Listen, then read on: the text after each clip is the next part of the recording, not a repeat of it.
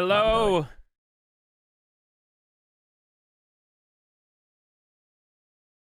Okay, I think we should be good. We should be good. Hello? Have they got us? Can we be heard? I believe Hello. so, yeah. I have like 41 tabs open right now. This is a nightmare. Yeah, I have quite, They can hear quite a us. few. Hopefully they can hear everybody. I believe. Yep. Voices are heard. Okay, good.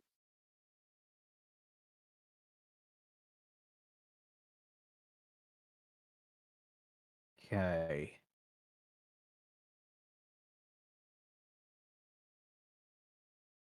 Need to move that.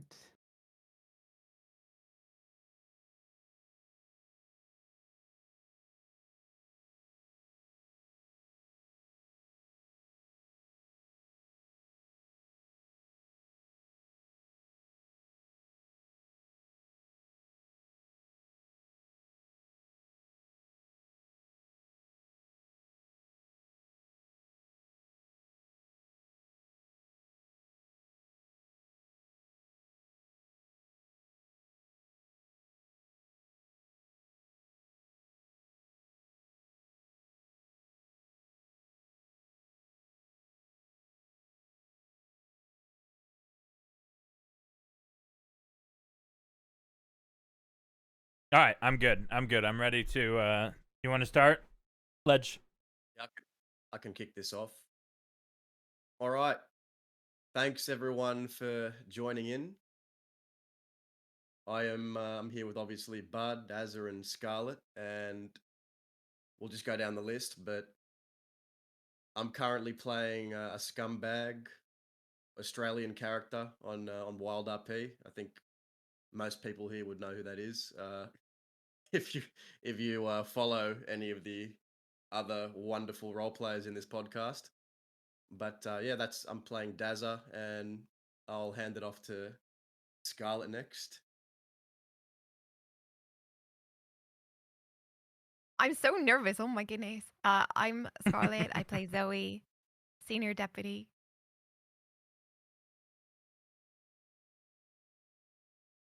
That's all I got. Fantastic. Bud. And we'll go. I played Zip, and I currently play like Dazza said, a scumbag cannibal. AzzaaG. Hey guys, AzzaaG, whatever you want to call me, and that didn't purposely rhyme. I played Charles St. John, senior deputy, and a bit of a prick. So, hey guys. One thing we all have in common: we all play pricks. Scarlet being the like biggest one. Yeah, naturally.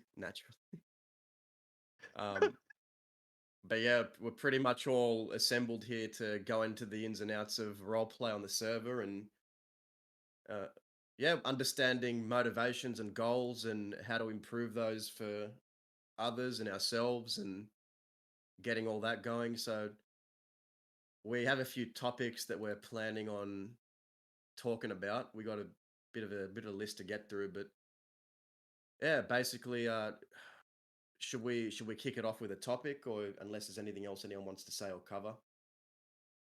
I think we should just jump right into it. Warning, you guys, this is not like a where everyone's gonna agree on one thing. There probably will be debates within this between us in the call. We all have separate opinions on certain things. We're gonna be touching base on that, and we're gonna be touching base on a lot of things that we believe could help kind of push things into a better place.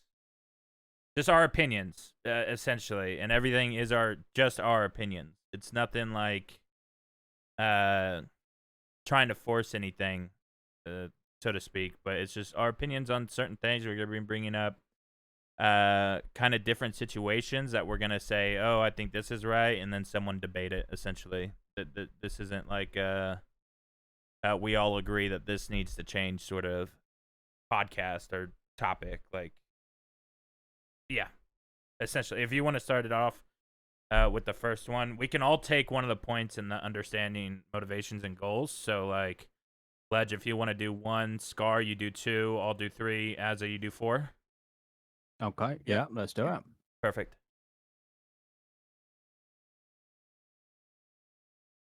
Right, and real quick, I'm gonna cut you off real quick. Not even cut you off; you haven't even started. But the essentially right now is we have I have only played Crims. I'm pretty much a Crim player through and through. Legends has had main characters in both Crim and the law perspective, and Scarlet, though she has amazing criminals, lately has been mainly focused on law. So it's the 3 separate, or not separate. But it's the Crim, it's the duo, it's the law, essentially. So we're going to be given sides of that. And then Oz is also a law player. He's going to be the co-host, so you'll see him in a few of these podcasts that we do. These are weekly podcasts. So every week we're going to be doing this, bringing in new people each week. It's never going to be oversaturated. We're only going to keep it to 1 or 2 guests. So when it's only 1 guest, we'll have Azza here. When it's more than 1 guest, we'll have both those people here to be able to kind of make sure everything's kept tame. But yeah, sorry. Okay, go ahead. Was point 1 me? Yes. Or was it you? You're one here. I'll add it to the document. Yep. But go ahead.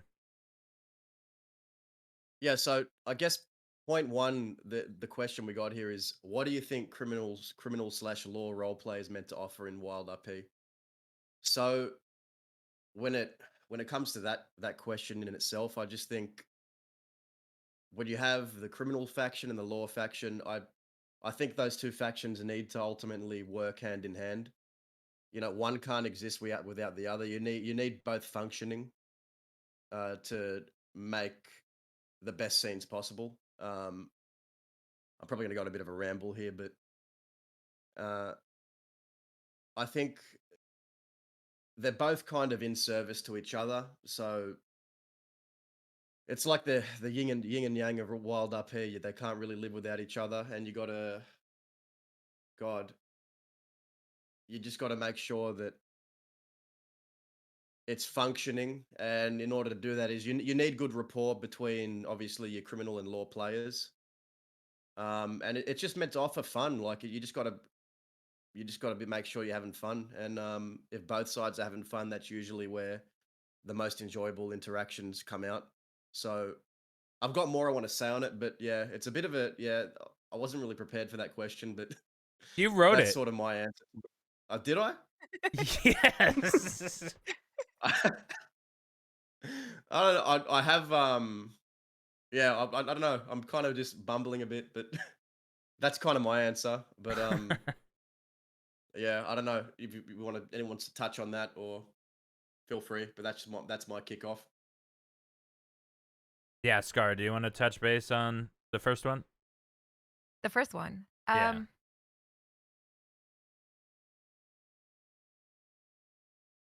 I don't know, just that it's meant to be fun for both sides.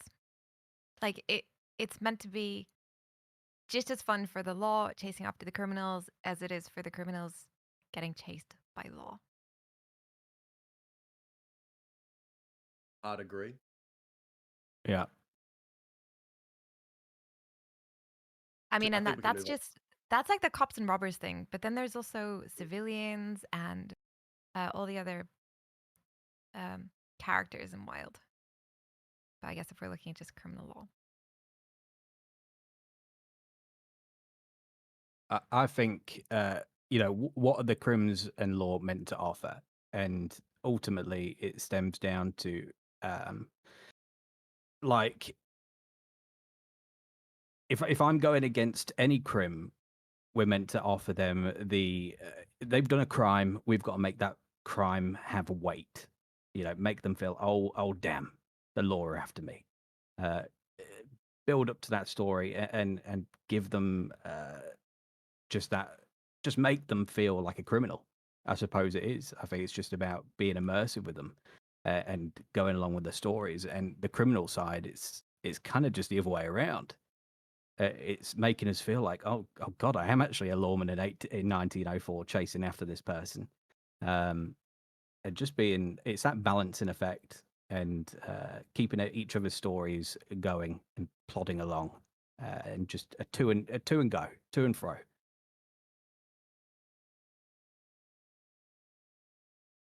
Yep, and a big term I like to kind of use is, I've seen this said before, but I'm sure a lot of people would agree with this. But role play to me, it's like wrestling.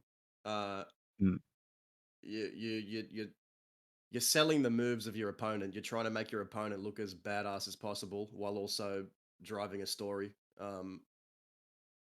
And yeah, you don't want, essentially, whether your opponent is like, say you've got a conflict going on with the character in the on the server, and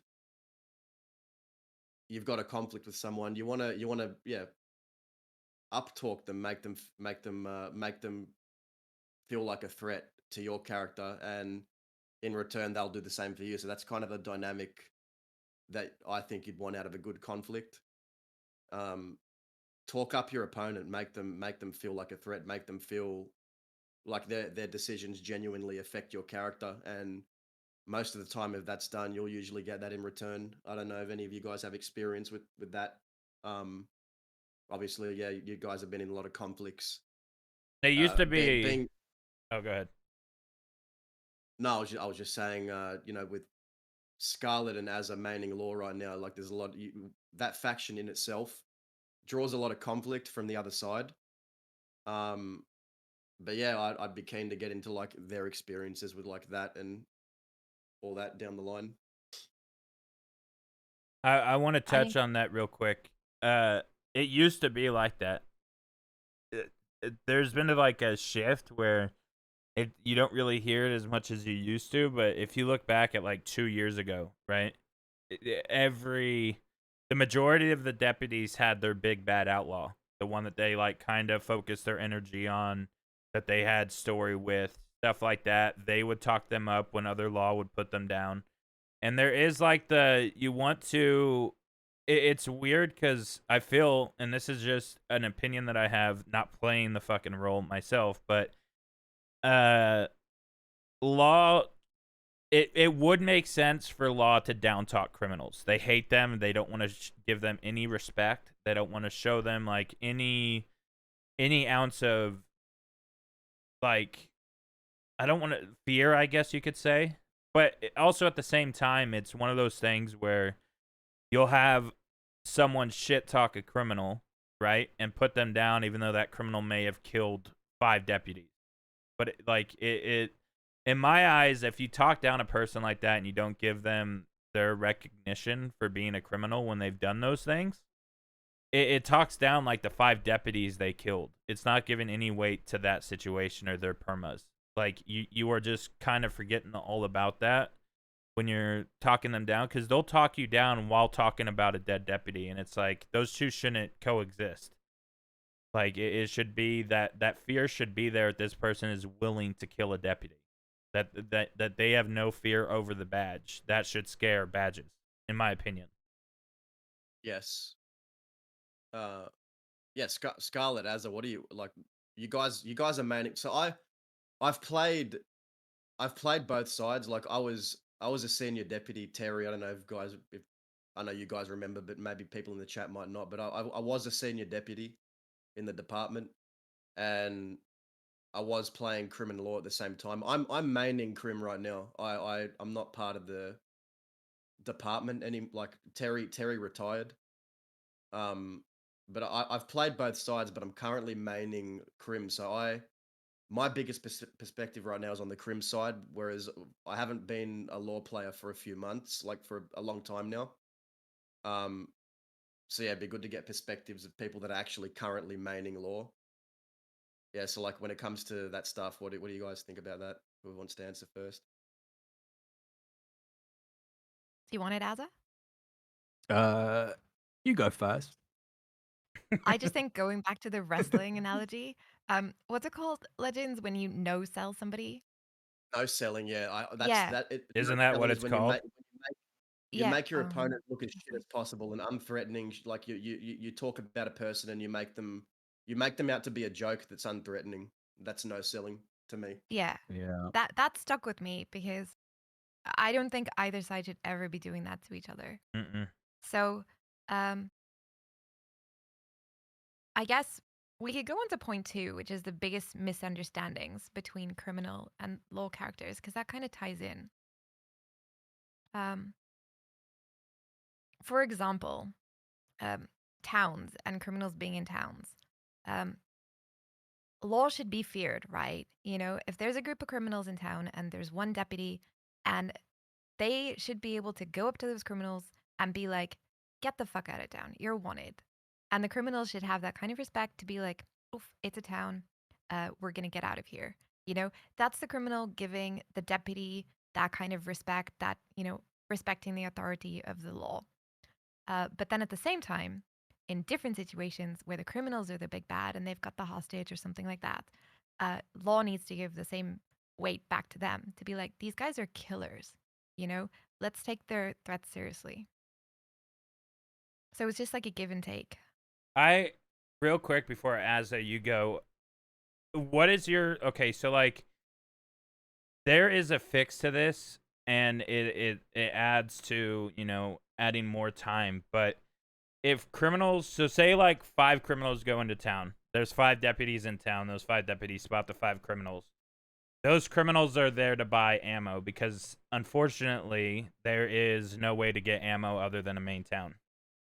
And medical supplies you usually have to go to a town for. So when crims go to these towns and get these things, what do you think would be a better solution?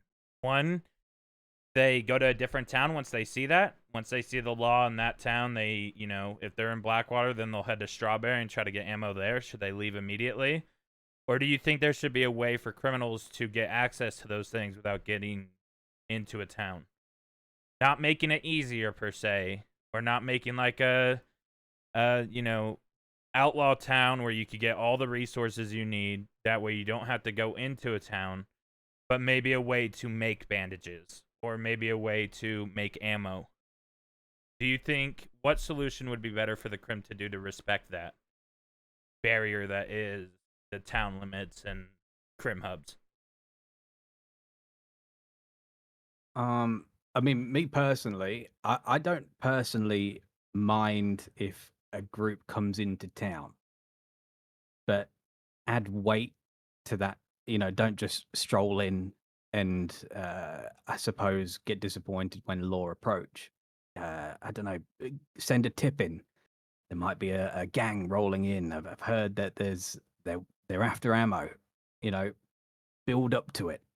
Even the smallest little thing of getting ammo could become the biggest scene ever. You just never know. So have a little build up to that, going in and getting the ammo. It could be absolutely anything. It really could. You can come into town. It's just the way sometimes it can be done. I don't know what I can't think of any examples right now, but you know, when you just cannot kick anyone out of town, things like that. But yeah, I would say come into town for the ammo, just build up to that that eventuality. Myself. Chat's got some great ideas, which is like send one person into town, have somebody go into town for you. The send Like one get in person. and out, be sneaky.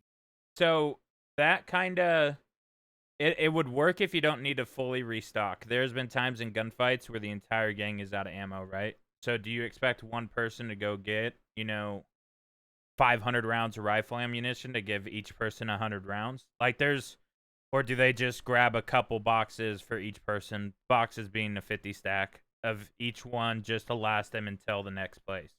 Like, I feel like there's a counter for most of these, the find a civilian and send them in, that more than likely that's going to result in them just going to get the law anyways.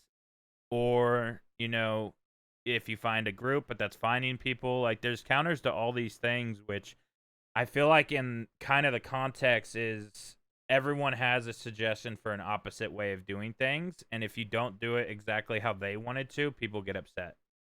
And I think that is Yeah, I can see that. you know, people will get upset if you kidnap a civilian, send them in to go get your supplies. And then if that civilian goes straight to law and doesn't bring the supplies back, or if they do bring the supplies back, is that vigilantism, or is that some other crime for involving them into refilling your ammo?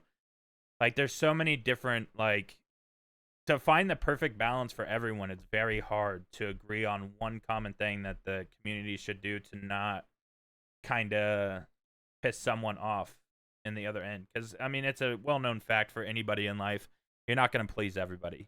There's always going to be people that disagree with what you do anyways. But what is the best common? Yeah, of course. I'll just chime in with one thing real quick. I think so. When it comes to going into towns, like nowadays, I try to respect the fact that's a town that's run by law. It's a dangerous place to go into for a criminal, and at this point, right, with Dazza as a character, I think he's reached a point where he can't go anywhere without being recognized, and because obviously it's something that I've built to have like it's built up over years. Like Dazza's just very recognizable. You could be in Annisburg and use a telescope and spot him all the way from freaking New Austin. Like he's just a recognizable character, and I understand that. And when it comes to disguises, like the type of character he is like he's too prideful to use disguise. He's got that Western pride, and he doesn't like to hide who he is. He takes pride in who he is and where he goes, right? And I think when you're going into towns, I think intention matters a lot. So think of it like this: going into Blackwater, is the intention of going into Blackwater? Are you intending to go in there with a group of 6 and just start shooting the place up and all that, or is the intention to go there and perhaps give role play or make sure the law see you so they can chase you out of town, or what's the intention? Is the intention to be giving, or because I think Noah said something earlier, sometimes being spotted near a town or inside a town, it brings more role play than just hiding in a random cave, and you know what I mean, and I can get behind that, but I think on the other side as well, it matters, like treating the town with respect and like reverence, like before going in or while you're in there. I think it's important because if if criminals want, or outlaws, if outlaws want places like Thieves Landing or Fort Mercer or Rathskeller to be treated with respect, I think respect the towns. So if we respect the towns, then the criminal hubs in return will be respected by law. That's the way I see it. I don't know if anyone else has any opinions on that, or There's just so many interesting points in chat about trying to do it in disguise, but then law are seeing through the disguise, which is true. It does happen. Um, and then you send tips, and people say that you're baiting. You come into towns, people say that you're baiting law. It's really hard. That's what I'm saying. It's It's hard to hard. please. Like, Yeah. what would be You the most well liked idea for law? Do you think? Like, Fucking hell. I mean, you send one person in to go get it, and then you might get 6 deputies. They're Right. like, yeah, fuck, I'm bringing this guy in. And then you send 6 in, and they're like, you're just walking nonchalantly through town. It is difficult.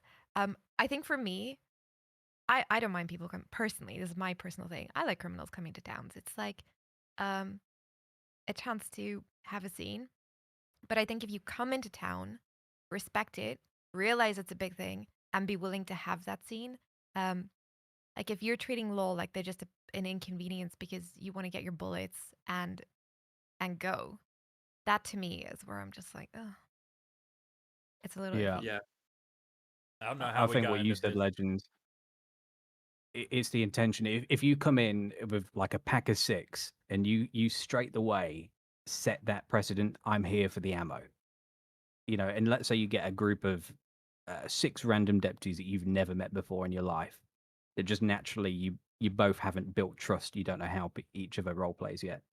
The moment you've set that precedent, you're here for ammo and not to be chased. Do you know what I mean? Straight away, we know what we're going here for. We know what scene you guys are wanting. You get the scene, you get your ammo, you probably will, and then you'll get the chase anyway. But yeah, Yeah. I think it is all about setting that intention when you first in. But yeah, so many ways to go in. Sneak in. If you're a big outlaw and you want to set that fucking if you really want to scare, because it's a great opportunity to scare the civilians. You know, I think there's a lot of civilians out there. If you have a big group of 6 roll through, It's a good way for deputies to go and get them involved. Hide, get in the houses, into the saloon. Be ready. You gotta be, Dazza's in town. All of that. It's crazy. There's so much things you can do. All right, if everyone and is, just go ahead. just one last thing. Appsman, about, is it baiting crims if you give it, like, you're giving the location instead of chasing ghosts? That's a really good point. I think people sometimes come into town, criminals come into town, and you're busy or you're dealing with something else, and their actions kind of force a scene. Some people do it really badly, where they'll literally come to the sheriff's office and they'll look in, and then they'll be like, "Deputies," and then you look out and it's a wanted criminal, and they're pretty much going, "Chase me, chase me," um, and then in character you're like, "Oh God, you know, why are they kind of looking to be chased?" I get it, it's fun, it's RP, but it breaks immersion. Um, so tips are fantastic. If people don't want to go to tips, deputies can just not send resources that way. I think it's really good. But I think if criminals force law to have a scene in town, that's when things can get a little bit frustrating. Hot take here.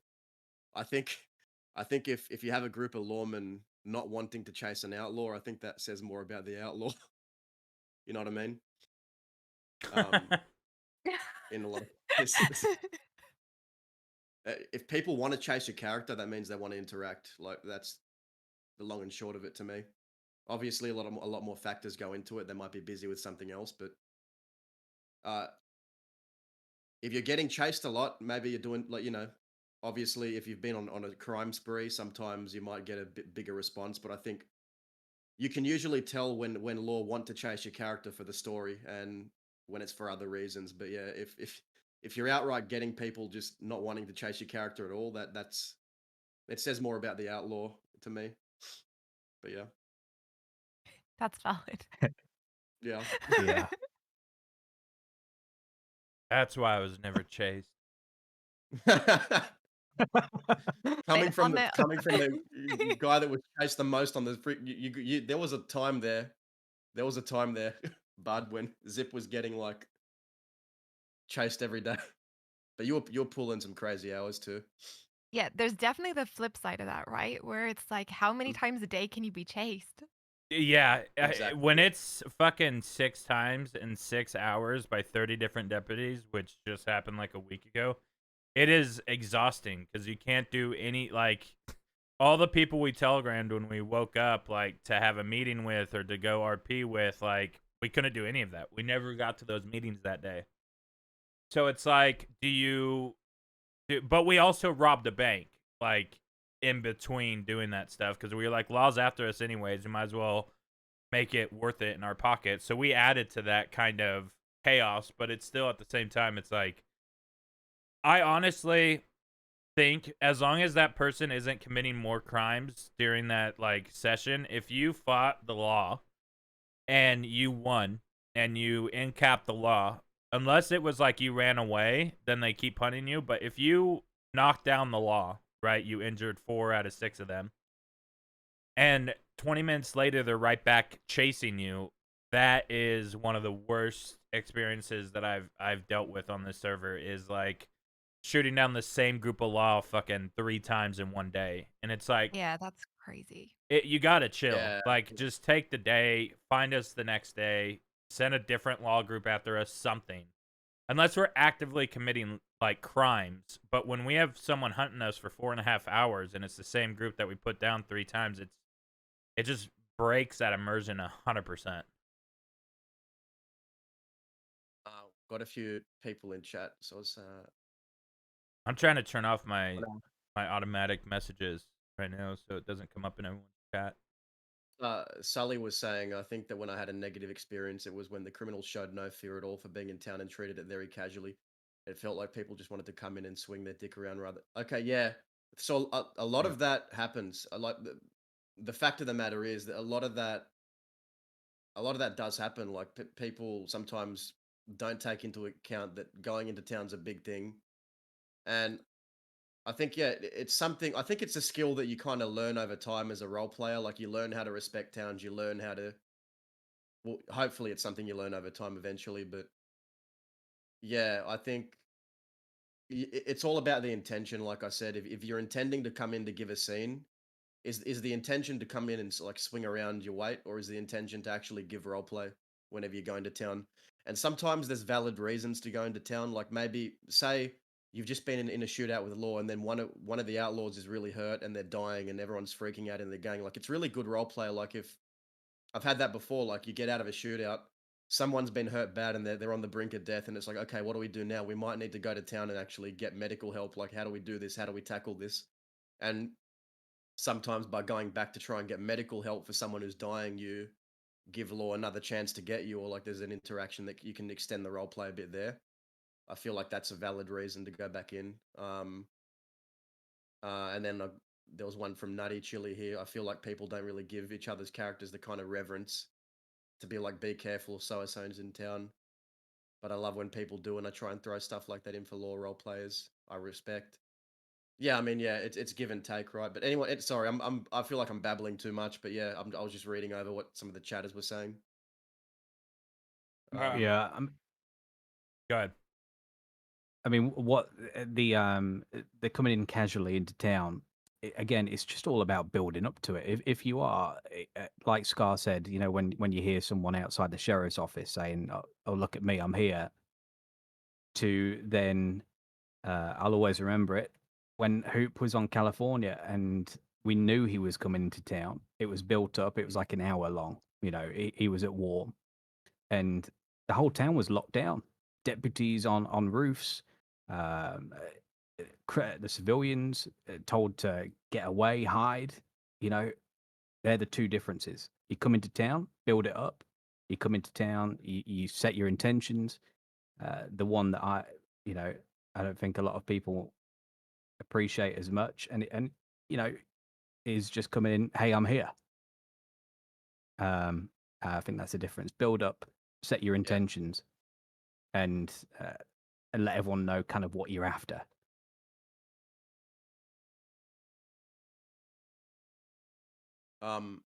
What point are we on, Bud?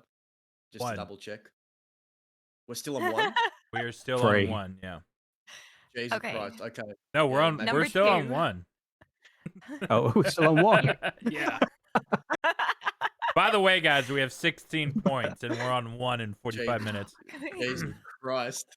I thought we bridged. That's why I was like, kinda- we we gotta kinda push to did. 2. All right, Okay. all right. Should we go to point 2? I think Scarlet, that's your Yeah. point, right? Legends. Okay. Legends will handle chat. I'll rein in the script. Okay, what are the biggest misunderstandings between criminal and law characters? Well, we kind of actually touched base on that. We a little kind of bit. did that. We kind of did that a lot. I think I think there's always 3 sides, right? So criminals sometimes, for example, you take a hostage, you demand $500 for the safe release of the hostage, and you think that's $500, not a big deal. That's that's the life of a person. Why would deputies not accommodate that request? It seems reasonable. That's the Crim side of it, and I get that. But then you have the law side of it, which is like, you're the third person to do this to us in the last couple of days, and if we pay the 500, that's coming out of our pockets. Like, and then other people see it, and then they do it, and then before you know it, you've just got every single criminal gang kidnapping people and saying, "I want $2,000." So yes, that's a precedent. So I think sometimes, in general, in roleplay, people see a little something from their point of view, but when you're law, you're seeing that so often in so many different ways that it can be really difficult. So you're like, okay, well, I'm not going to pay this money because of the wider consequences. But then you have to deal with people going, yeah, you don't value the lives of the hostages. Deputies are shit. They don't care. And yeah, I just think that's a disconnect between deputies and Crim not seeing the role play from the other perspective. Yeah. And I that agree. kind of thing where someone's not seeing why we've said no to something and then being angry about it.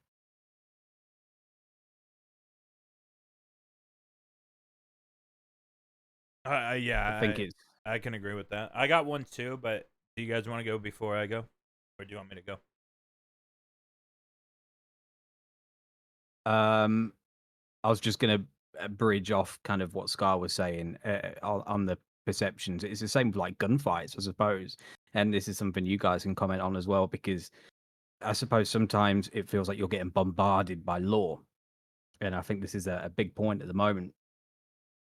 I think a lot of Crims are probably feeling it, bombarded, and the misunderstanding is sometimes I don't know that Daz has been chased 3 times. Let's say I clock in and I see Dazza or Bat, you're there. I can't really just turn a blind eye. So I'm gonna have to chase you. But I think that's where it's not. Well, let's just say I'm a random deputy that's now chasing you for the 4th time. It's not because I'm chasing you to necessarily just get into another chase. I think it's just the first time I've seen you. We've got to do this, but again, we go on to the trust that I'm probably going to have to I'm going to let you go. But Yep. the misunderstanding is sometimes you're like, oh fuck, it's the 4th time now. You know.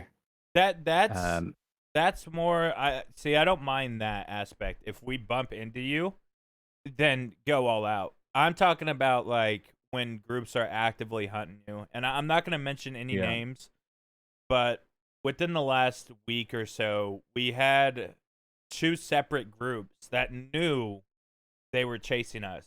They both knew that that's who they were hunting, and they both orchestrated, one go out west, one go out east, looking for our gang. That's the kind of stuff that is like, if we get in a shootout out west with that group, and they're in cap, they're getting medical, they're doing all that, a tip hasn't been sent that they just got in a shootout out west, and then we fleed east and we have a separate group hunting us, that's where it becomes like exhausting. When it's multiple groups hunting you, it's not just you bump into them and they chase, it's like they are actively hunting you down. That's where it gets exhausting. I don't mind it when we're in town and we have law chase us. It makes sense. I wouldn't put that against the law for chasing a criminal if they see the criminal. It's more so when we're being hunted by several groups just going in. And I'm going to segue into what I think is a big disconnect. It's a lot better now. It used to be, I think, because the times that we're in Sisika, that is a huge debate amongst the community with law and crims and everybody, is how much time should you go away for Sisika? They killed a character and then they see them the next day, stuff like that. Everyone has their opinions on what should be what when it comes to times in Sisika. But when we're being hunted, I think a lot of the disconnect is when these deputies, they shoot first, or they down us during the negotiations, or they are very, I'm just going to say it, sweaty during the gunfight. When they are like that, I think they forget, like, or they're doing it on purpose. When we get shot down and we go to jail, our characters are now benched for X amount of days. OOC, hours, doesn't matter. When we shoot down law, they are able to do their injury RP, decide what their injury RP is, decide what they're going to do. They could go off duty. They could, say it was a flesh wound and get right back on patrol with a different gang, go to a bank, whatever. They have time to continue their story, and they have time to continue. And I'm not saying that as Crims, it shouldn't be that way. I'm saying just give us a little bit of a chance to, like, have a decent gunfight without it ending in minutes. Like, give us that opportunity. And I know the law face gangs every day that constantly, they're the ones that start the gunfight off right away. They deal with getting choked and led into choke points. I understand where the law are coming from when they're just, maybe that's their 10th gunfight that day and they're just over it and they want to get it over with. I think if they think about, like, this is a separate group, we don't have issues with them shooting us down, kind of gauge who you're fighting with. Like, gauge the outlaws that you're fighting. If you are going up against a sweaty gang, then play sweaty. I don't mind a sweaty gunfight as long as I know it's a sweaty gunfight. Like, if I register that, yeah, I'm down to, PvP. I'm not against it. If I lose, I lose. If I win, I win. It doesn't actually matter. But just kind of have that self-awareness of who you are fighting. Because there are times where they just go hard right off the bat when we just focus on whiffing, like, the entire time. And then we get the DMs from them, like, apologizing for going so hard. Well, you can apologize all you want. We're now in Siska for 6 days, OOC, because you guys decided to be sweaty, like, right off the bat. And I know that there's a very famous clip of somebody shooting Zip down in a negotiation talk. And when I got shut down, that was 47 OOC days. That's how long I had a soft ban. I was in prison for a month and a half. And it's like, you didn't have to shoot me during the negotiations.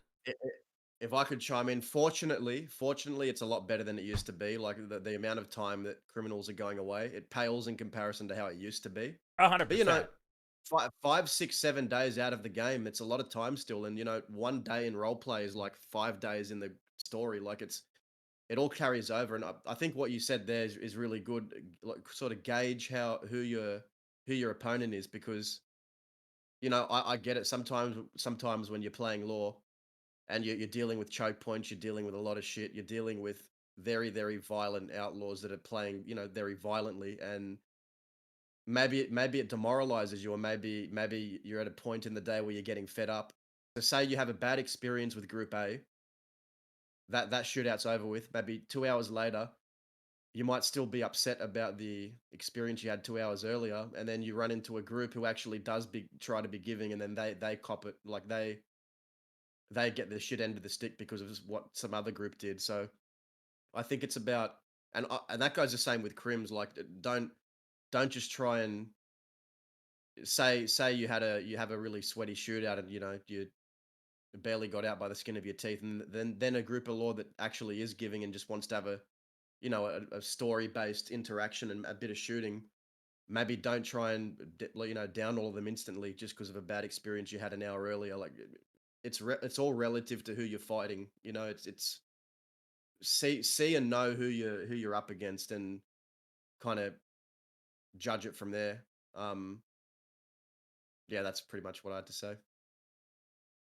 There's so much to touch on with that, but what I'll say is, I think personally, if you're having a conflict with law that you've invited, as in you've sent a tip, you've robbed a bank, you've come into town, you know, you've taken an action where you're going to come into contact with law, and you think they're going to chase you. Honestly, you should have that fight. You should have the same etiquette, the same shootout that you are going to have for 100 days, or whether you want it for 1,000 days, or whether you want it for 10,000 days. Like, being I don't know, less fair, less giving, the more time you rack up, that's really shit from a law perspective. Right. So I don't care if you get away, but, like, stay and have a good shootout. That's all I ask. I also know that it is on both sides. There are crims that shoot down law during the negotiations.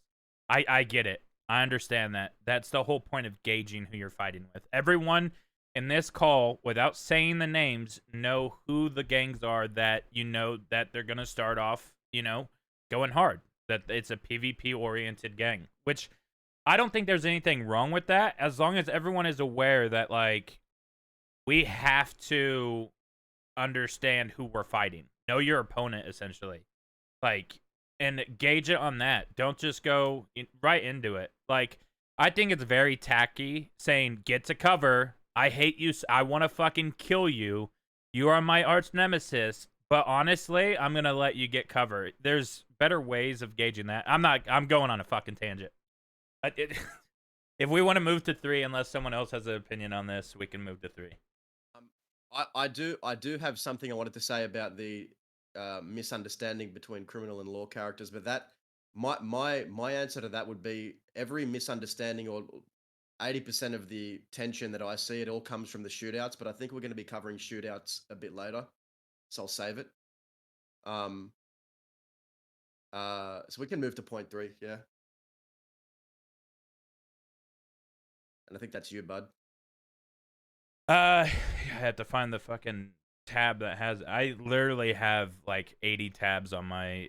I hit Alt Tab and look, I have like 80. Anyways, all right. The next question is: as a criminal/law player, what are your personal RP goals and conflict situations? We're kind of like at the end of the like question prior. We're getting to like the topic somehow. Yeah, that's fine. Yeah, yeah. I think I said mine. Mine is just one. Don't say get cover. Say I'm gonna fucking kill you. Pull out your gun and shoot one over the head. That's it. That's all you have to do to fix that weird awkwardness. We're using guns. It is death. You are fighting for your life at that point. Don't fucking say get cover. Don't make it tacky. And I've done it. I have said that. It's just I literally cringe to myself each time I say it. So find better ways of kind of allowing the other players to know the fight's about to start. And the second thing is make it fair. Know your opponent. If they're gonna be sweaty, be sweaty. If they're gonna whiff until ammo goes low. The Quill gang had one rule when it came to PvP. It was whiff every shot until you go through 100 rounds, whether that be revolver or rifle. As soon as you shoot 100 rounds, make it cinematic. We would kind of aim for the cover that the person is hiding behind. So on their perspective, you see the wood chippings fly up in the air, stuff like that. As soon as we went through our 100, we start, aiming. You don't have to say out loud, okay, aim for their head or stuff like that. You can just have a synchronized thing within your outfit or group that knows as soon as 100 rounds are spit out, go. Like, continue the fight. I mean, I think the people on this call, apart from AzzaaG, because I don't think we knew him then, I think we hold the longest gunfight on Wild history with the Black Cats versus Quills. Like, it was a 3.5 hour fight, 4 or 3. Battle of Bulk. Was it really? It was 3.5 there hours. Was, like, yeah, night cycles. It was like over and over. It was 7 night cycles. I was trying to fire a cannon for like 45 minutes. Well, I was trying to meet up with you guys to have a campfire and take a break from the gunfight, or like make a truce to go get more ammo. But it was very long. But I think everyone, no matter how long it was, enjoyed it because we knew who we were fighting. Can I just say I loved how that conflict resolved because Zip said, no matter what happens here today, it's over. Whoever's on the ground by the end of it, it doesn't matter. It'll be over today, and we're gonna shoot it out. And there was a clear end to it, and I feel like it, especially nowadays, it's harder to get that outcome because you got, and this is a lot more to do with the Crim versus Crim stuff, but a lot of the times you get one side that just doesn't want to concede or doesn't want to look weak, and you just get never-ending conflicts. And I think it's really good to actually have an endpoint for some of this stuff because a lot of pride and a lot of ego and a lot of vanity come into it, especially when you have a lot of Crims, that have been around for a while, sure, but I think one thing when you start a conflict is like have a clear kind of idea of how you'd want to end it as well, and start just never-ending conflicts can get exhausting, and having two sides that respect each other, you can really feel it and sense it when it's happening. But I really think it's a lot more prevalent in the Crim versus Crim space right now. It's where a lot of people just they want to dominate every shootout. Yep. And it becomes less about the story and more dominating everything in the shootout, and that's where it loses the magic a bit. I think all Crims are fighting for the big bad, honestly. Yeah. Not all.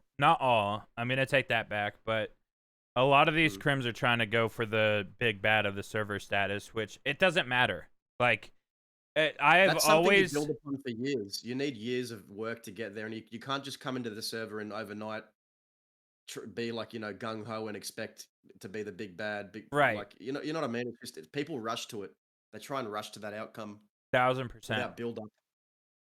It's one of those things where it's very easy to like I've always had the mentality of like, if you're the most badass PvPer, you're not RPing. You're not here to roleplay. Yeah. Like, no one's goal should be the best PvPer on a RP server. Like, there are talented people that know how to fucking shoot. They are very well trained in aiming. They're really good at video games in general. But if your whole goal is to be that big bad and to be like the most badass person who wins every gunfight, you're a PvPer. You're not a role player. And that's just my honest opinion. They could offer great RP scenes, but that's not what you're there for. Yeah, and if I'm gonna get honest as well, I mean, I feel like the new meta feels like, to me, like, I'm not saying this is with everyone, but it really just feels like people are just assembling the 6 to 10 people they know can shoot and trying to dominate everything. And I see a lot of that happening. We'll get to that. We will get to that. Well, yeah. Well, next point. Let's move on. Yeah, AzzaaG. Okay, so what can criminals do to make scenes more enjoyable for law, and what can law do to make scenes more enjoyable for crims? All right, Scar and AzzaaG, you take this one away. Me and Legends will take the Crim side after. All right. I think on the law side, how I personally do it is, you criminals, you're the villain to everyone's story, and I want to be the villain to yours. You know, so again, I think the most important thing is just hype. Be a hype guy. Be the hype guy for everyone. You know, shit, fucking this criminal's coming into town. You know, really, really hype everything up, even the smallest little thing. Really, just go alongside whatever they're planning. Make them feel, I think, just like out of character, comfortable. That, listen, I know it's you hiding behind that disguise. I'm not gonna go for you right now. So then they just know that they can go ahead with whatever they're doing. I've seen so many people that I know that is this person. You just turn a blind eye, you know, but you do it in character. You make them feel comfortable. And in the fights, I really enjoy just when you can get close, talking, you know, in the gunfight, make it all feel more personal. And just that's it. It's the bread and butter. I love it. I love it. Just hype everyone up. Simple as that. Real quick, I'm gonna make a little plug here. If you guys join the Discord, we'll post a link to join the Discord. I'm gonna post the script so that people could be aware. Are you guys cool with me posting the script to the podcast, just so people could see like where we're gonna be touching base in? Yeah, sure. Okay. Yeah. All right, I'll make a new tab for it. Give me a second. I'm gonna take pictures. I'm not gonna share the whole link because it will expose people's emails. So just give me a second to post the pictures. But yeah, continue. Scar, if you want to take it from where he let off. Criminals more enjoyable. I don't know. It all comes down to trust, right? There's things that people do that you're like, this is gonna be a good scene. You know, someone hasn't shot at you for, like, you haven't been hit for the first 5 minutes. You're like, okay, this is gonna be a good fight. You know, they're whiffing. But then there's things that are like, like, this is gonna be rough. And then it's the usual things. Like if someone robs a bank and you go straight for a choke point, if someone robs a bank and you go straight for the high ground, if you're getting hit straight away, if your horses are just getting shot out from under you immediately, people do all sorts of things like that we've seen a million times over. Firing a few shots, getting everyone to dismount, then getting back on your horses and riding away. When people do those things to me, they might have really good intentions, but it's really hard not to think, like, okay, they don't want the scene. They just want to get away. They just want to shoot you down. And it just kind of ruins the trust that you could build between the groups, you know? Yeah.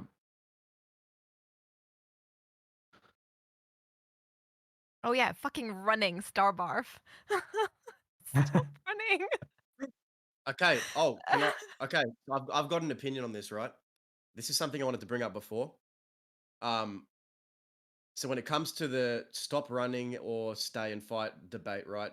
So what I said before, between, you know, a lot of the tension between law and crims, and even crim versus crims, or, you know, civilian, sometimes vigilantes get into shootouts at Crim, all the shootouts basically, right? A lot of the tension comes from the shootouts. That's where a lot of the tension stems from, right? So I feel like based on shootouts I've been in before, um, sometimes you run because you don't want to shoot down the entire other side, or you might want to shoot one or two down and then run, or you might shoot none down and want to run, and then people will complain that all you do is run. So you get that complaint, and then you start. So then the next day comes, and you might get into another shootout, and then you decide to shoot them all down. Then the complaint is you're being too sweaty. So it's either if you're running away, the complaint is you're running too much, and then if you finally stay and shoot everyone down, then it's like, okay, you're too sweaty. So it's like I ask this question like not to the sky, like to myself. When it gets to that point, it's like I start questioning. What exactly do you want from me? Like what is it people want? Because do you want them to run, or do you want them to stay and shoot? Like sometimes it feels like you can't win in a That's shootout no so. matter what you do. That is so valid. That is really Yeah, valid. yeah, I I think get most that. conversations I have. Oh, sorry. As I carry on. Sorry, no, I was just agreeing. Yeah, sorry, carry on. Yeah, I think most conversations that I have when I'm like, man, I was looking forward to that. Why'd you run? And the answers are always the same. Uh, I nearly got shot down straight away by Law. Law was rushing us. Law was being really sweaty. Like they don't trust Law to give them a good scene, so they're getting out of it. Yeah, yeah.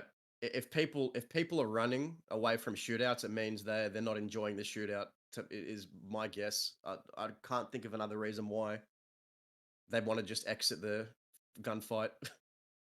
um, but no, yeah, I feel like we need to see more definitive ends to fights.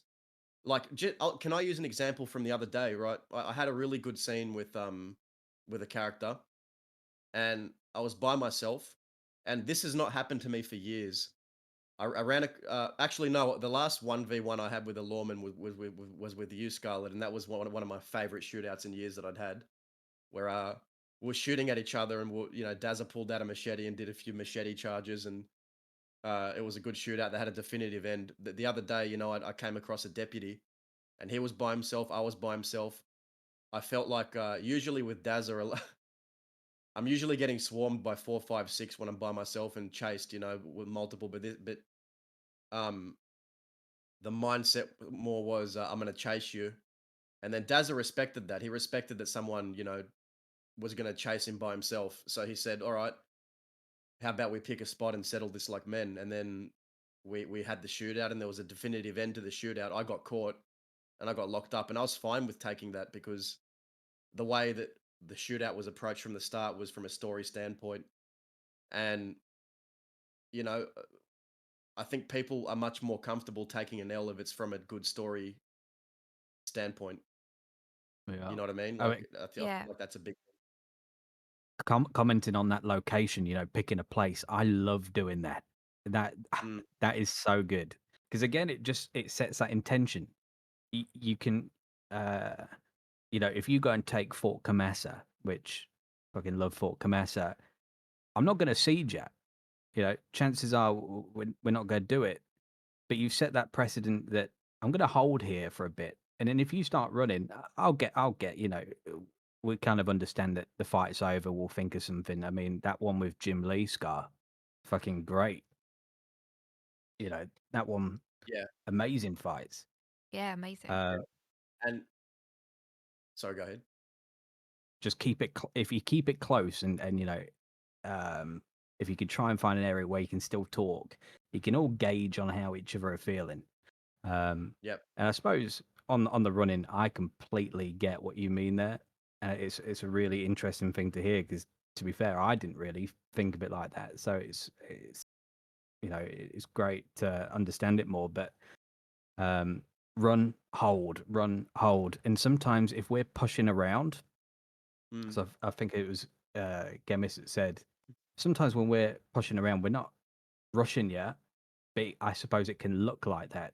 We're just trying to not stand still, mix it up. So that's another. Hopefully, someone can hear that and think maybe they're not pushing us straight away. And actually, I'll change my answer a little bit because I know I said before, if people are constantly running from a shootout, it means they're not enjoying the shootout. Or I think another reason is if people are constantly running, then sometimes the second option is they just don't want to take the L. They don't want to lose the shootout. And I feel like that's a lot of what happens as well. It's either they're not enjoying the shootout and they're not enjoying the people they're in a shootout with and they want to get out as soon as possible, or a lot of it sometimes just stems from the fact that they don't want to lose the shootout. And both are issues.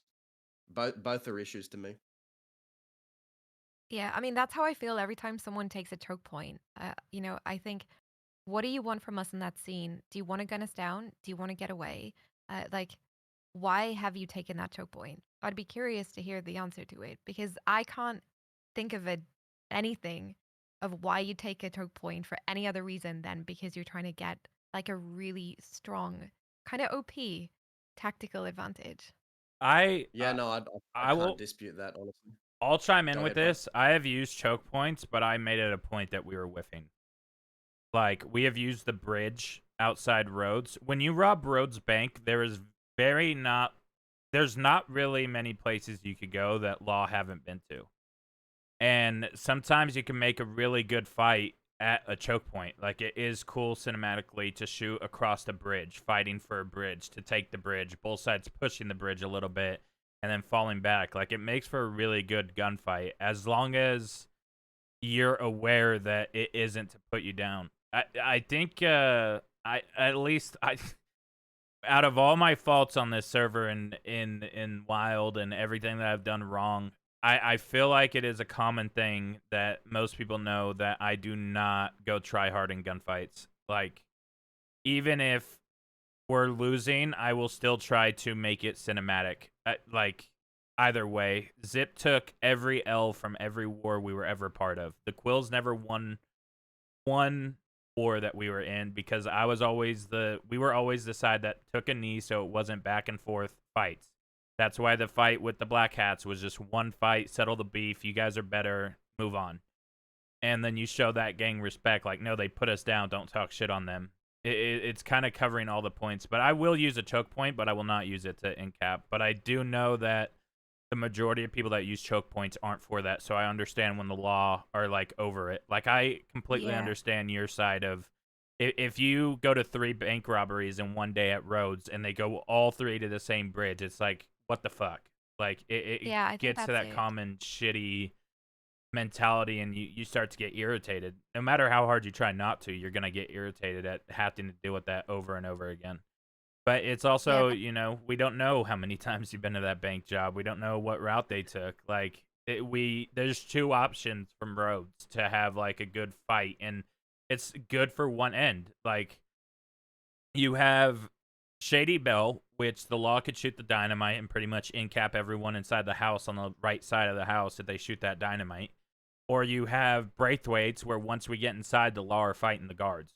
Like, we have tried to take them up to the hill and shoot down on, like, Law. There's not really many spots in the Rhodes to make it. I think a thing that would be better is, maybe having wagons to make it to a further point, or not riding out immediately and kind of, as you guys are riding away from Rhodes and you're not, hitting shift and speeding up the horse, if you guys are still interacting, enough time for you to pull off to get to the point that you need to get to. But sometimes, like, we tried doing that one time, and this was a long time ago. I don't even remember who was there. But we were trying to push them from Rhodes to the oil fields. And we went through, like, the little ravine. I forget the ravine, what the name of it is, to go through, like, Emerald and stuff. But the Law ended up getting in front of us because we weren't pushing our horses. And as soon as they were in front of us, they just shot down the horses. So it's like, it's finding that balance of, like, do you say during the bank job, like, let's take this to the oil fields, and immediately say that, and then, because it wouldn't make sense for the Crims to say that realistically, because then that Law could go send, help. We know you're not going to, but it's still, like, kind of that thing, or make it, maybe you talk loud, like, how the fuck are we going to get to the oil fields? Like, Let's lead them slowly so the law are aware that this fight is trying to go to another location. That is the only way that I could think of about extending the limit of where you could take law on a chase from roads. Most places, Valentine, you have so many options, but a lot of those options are also choke points. Like, Yep, it's true. Blackwater is kind of the only one where there's not many choke points to take them to. You could take them to the bridge by Thieves or Quaker's Cove and stuff like that, but I think one of the best routes to go for a cinematic fight and for like a fair fight is Tall Trees from Blackwater. Everyone Yeah, gets but their so cover. that's the thing. Tall Trees is also a spot where people just sprint into and then disappear. I don't know. I feel Mm. like I'm so traumatized as Law that it's really hard not to see the worst in every situation. Tall Trees is like as soon as they get in there, they just disappear and they're gone. Valentine is the choke points. Rhodes is like you said, there's not many places to go. But I don't know. That's why you have the dialogue before you have the shootout and try and kind of get an idea of what they're gonna do, where they're gonna go. Because if someone has a location for me, fuck, I'll go there. But then you get burnt, right? So I'll give you an example. We had a conversation recently. I'm not going to say names or anything with this, but they said they don't want to fight in the west. Like they wanted to go east. And I thought, you know what? That's fine. I'm sick of cactuses and the occasional rock is a bit of cover. Like I'll go east. So McFarlane's was agreed. So we ride to McFarlane's all the way from Armadillo, and they just carried on going. I'm like, wait, what? Aren't we supposed to be going to McFarlane's? But they went straight past, went to the river, fired a few shots. We dismounted. They mounted back up, carried on going. And I'm like, oh, fuck, okay. I was expecting like McFarlane's cool shootout, and instead I got a river choke point. So it's like, fuck. And we get back on our horses, we cross over, and they're up like the top of a cliff, shooting down. And the only way to get up is this narrow little passage. And I'm like, I don't know what to do. What do we do? Do we push up it and get shot? Do we go around and then they're going to disappear? Do they not want to role play with us? Like, what are we supposed to do? So I was just like, you know what? That's okay. If they really want to get away, that they've taken this choke point, this river crossing, this high ground, gone in the fog, that's okay. Like, if that's what they want, sure.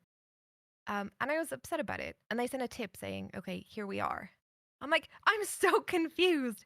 Do you want us to come after you? Do you not want us to come after you? Like, we were obviously just expecting completely different things from the scene. And I don't think anything was meant in any kind of bad or malicious way. But for me, it was just the disconnect sometimes between what two sides are thinking in a gunfight. Yep. I think you can really tell which Crims have played law in the past versus which, I understand that it's easier said than done, but I think a lot of playing both have really helped me. Playing both sides, playing law really helped my outlaw roleplay. Like I'll just be honest, it helped a lot. And I understand that it's easier said than done. It's easier said than done to just say play both. I understand sometimes that's not an option for a lot of people, and it's unfortunate because I feel like by playing both sides, you really garner an understanding of how to make it better for both sides. So I feel fortunate enough to have played both sides to kind of get an understanding. Um, but yeah, if you only main Crim, then it's easy to form an opinion. If you only main Law, then it's easy to form an opinion. Like when you have that perspective of both sides, it just really helps.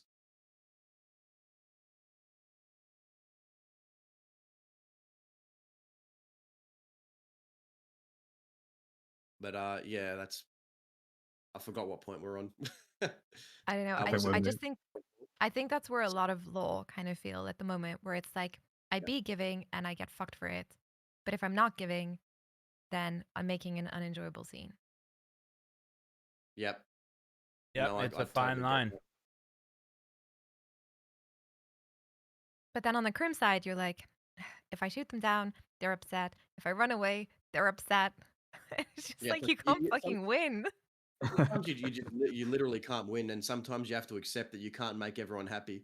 Like I wish, whenever I go into a scene, I really want the other person to enjoy the interaction. I do everything I can to add weight to it, add add some. I really one thing I love doing on my outlaw is debating morals with outlaws, and I feel like debating morals with lawmen, and I feel like I wish there were more interactions where, like, a lot of lawmen come at it from an angle of, you're doing what you're doing, try and pick my brain a bit, and instead of just tell me, oh, you're a scumbag, we're bringing you in, try and understand me, like try to get in my head, try and try and dispute my morals, try and tell me why you disagree, try and tell me why you understand my side, or like try and have any other conversation with me that isn't just you're a scumbag, we're taking you in. Yeah, Yeah, you suck. You're like, you're shit. Like, it's so good doing that. It's so good doing that. yeah, I mean, Scar, you do it in a nice way, and then there's uh like Freddie Foster and the Box Gang. Just get into their heads, understand so much more. Um, there's definitely that. You're right about that, Legend. Um, what point are we on? We would be on point number 1 of balance, fairness, and power dynamics, which you are also going to be picking up. Oh, okay, okay. How can we make an arrest or escape RP satisfying for both sides, even when one side loses? Ooh. Yeah, this is a big one. I'm gonna reference 2 situations as like an example. But first of all, the escape. First of all, most of the time, you're probably gonna be able to find a way to escape, and it's about facilitating you guys. So if you're thinking of quite a creative way to try and get away that doesn't, I don't know, like 2 hands. We caught Maverick Stone the other day. I've got a bit of an injury. I fall down. There's a chance for him to escape. It's about giving those little chances a bit of wiggle room here and there, and each each time you get someone, for me, it's not a yes, I got him, fuck you. It's a this guy is a fucking heavily wanted person. Let's really big this up and hype it up. We got this person. Don't make it sound like fuck you, we caught you, done and dusted. Really big the scene up. The Ledbetters, we got them in an armored train for hauled them all the way across the crossing. The goons, the final capture of a lot of them, the build up to it. Just hype all these criminals up, make it their final scene. I suppose that's kind of what I would say. yep.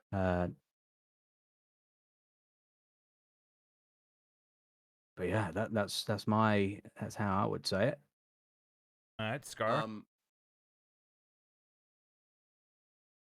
Or Legend, if you're ready. Or Yeah, Go I ahead, Scott. agree with everything of that. It's like what Noah was saying in chat. It's the perfect time for Crim and Law to get to know each other. You can actually talk without trying to kill each other and have a good scene when you're arrested. Yeah, I just feel like a lot of people revert to the same thing of just antagonize, throw your weight. Law wants to throw their weight around on the Crims want to throw their weight around on the Law, and then you kind of lose sight of it all. You just kind of lose sight of it all when it's just that on repeat for days and days and weeks. Try and understand the other side. Try and understand the character that you're at odds with. Like as Law, when I was playing Terry, I'd always try and have conversations with the outlaws, like why are you doing this? Like, try and get in their head, pick their brain a bit, try and give them something that isn't just antagonizing them constantly. Like give them a bit of everything. And yeah, it feels rewarding. And when you're playing an outlaw, and you got lawmen that are trying to understand why you are the way you are, because as a lawman, I think trying to establish a rapport with the people that you're chasing, and you're going to be, when I was training cadets on Terry, I used to say, a lot of the people you're going to be dealing with in the crossing are repeat offenders. So it's in your best interest to understand who they are, and establish a rapport with these people, because you're going to be dealing with them a lot for your whole career pretty much. These are repeat offenders usually. And yeah, I just think it's important for those two factions to have if they want more story between Law and Crims, then Law and Crims just need to make more effort to find role play that isn't just antagonizing and low effort drabble. Yeah, I had another point, but I lost it. So someone else can pick up there. I so I think the easiest thing to just sum this up in one word is you get what you give. Essentially, if you're gonna be given to the law are gonna be given to you. I mean, I base an entire character trait with Zip that when I am in the cell, that's the only time I'll treat you with respect. So and only a few deputies kind of pick that up. That like if the law are shitty to Zip when he gets arrested, calling him an animal and shit like that, Zip is gonna spit that venom right back. But if the deputy is respectful, Zip will be respectful. And a lot of like Zip's whole arc with Manius was because Manius gave him respect one time in a cell. That's literally all it took for Manius and Zip to have that sort of bond with each other. There's easy ways. You are caught. You are going to Sisika. They got you. Feel the shame of being caught. Feel the guilt of your actions. Like realize that you are now being taken away from your friends and family. You're going to fucking prison. Yes. Show that Yes, we respect need in more of that. character. Yeah, I mean it's very easy. The law, if they want to boast, they could boast. If they've been fighting that outlaw every day for the past week, boast, but make it a respectful boast. Like don't just be like, "Oh, fuck you, you're going to prison," or throw you in a cell and leave you alone for an hour while they discuss your charges just to bring you to Siska, then discuss your charges more and then give you 10 minutes of time served. Like I think outlaws showing guilt and remorse and shame is something that's lacking as well. Because I don't know if people follow Daz's story, but I can safely say I don't think there's one character on the server that Dazza hates more than himself. Like, right. he's got a lot of self-hatred, guilt, and blame that like he carries around, and you can. I wish I could make that a bit more known, and it like some lawmen pick up on it and some don't. Like the amount of guilt and shame and hatred he has, not just for others but himself. Like it's all stems from he's his own worst enemy. He's got a lot of shit going on in his head, and only a few lawmen have been able to really delve into that with him because only few notice. And like, I feel like, yeah, try and learn about the people you're arresting, and that'll give you more scenes to have with them, even if they're not wanted, and you can just come across them and you can talk. Like, there's got to be more out there than just, you're wanted, I'm bringing you in. Like, there's different shit we could be doing, I reckon, from both sides. 1,000% to make it more interesting. Mm-hmm. I always say, but the more RP you have with someone outside of a shootout, the better everything else is going to be. Yeah, because you build rapport with Yeah. that deputy for the rest of the character's lifespan. All right, we ready to move to 2? Yep. Okay. Should there be more gray area characters in the law or criminal world? How do they help /hurt RP? Are you talking about like gray civs where they help criminals but they don't break any laws? Honestly, this is kind of a vague question. Yeah. I don't actually. Yeah, I don't. I think no matter what, there's I gonna don't- be that. There's gonna be people that don't rob banks or rob people, but they help their friends that are criminals. I think it's good. I think it adds story.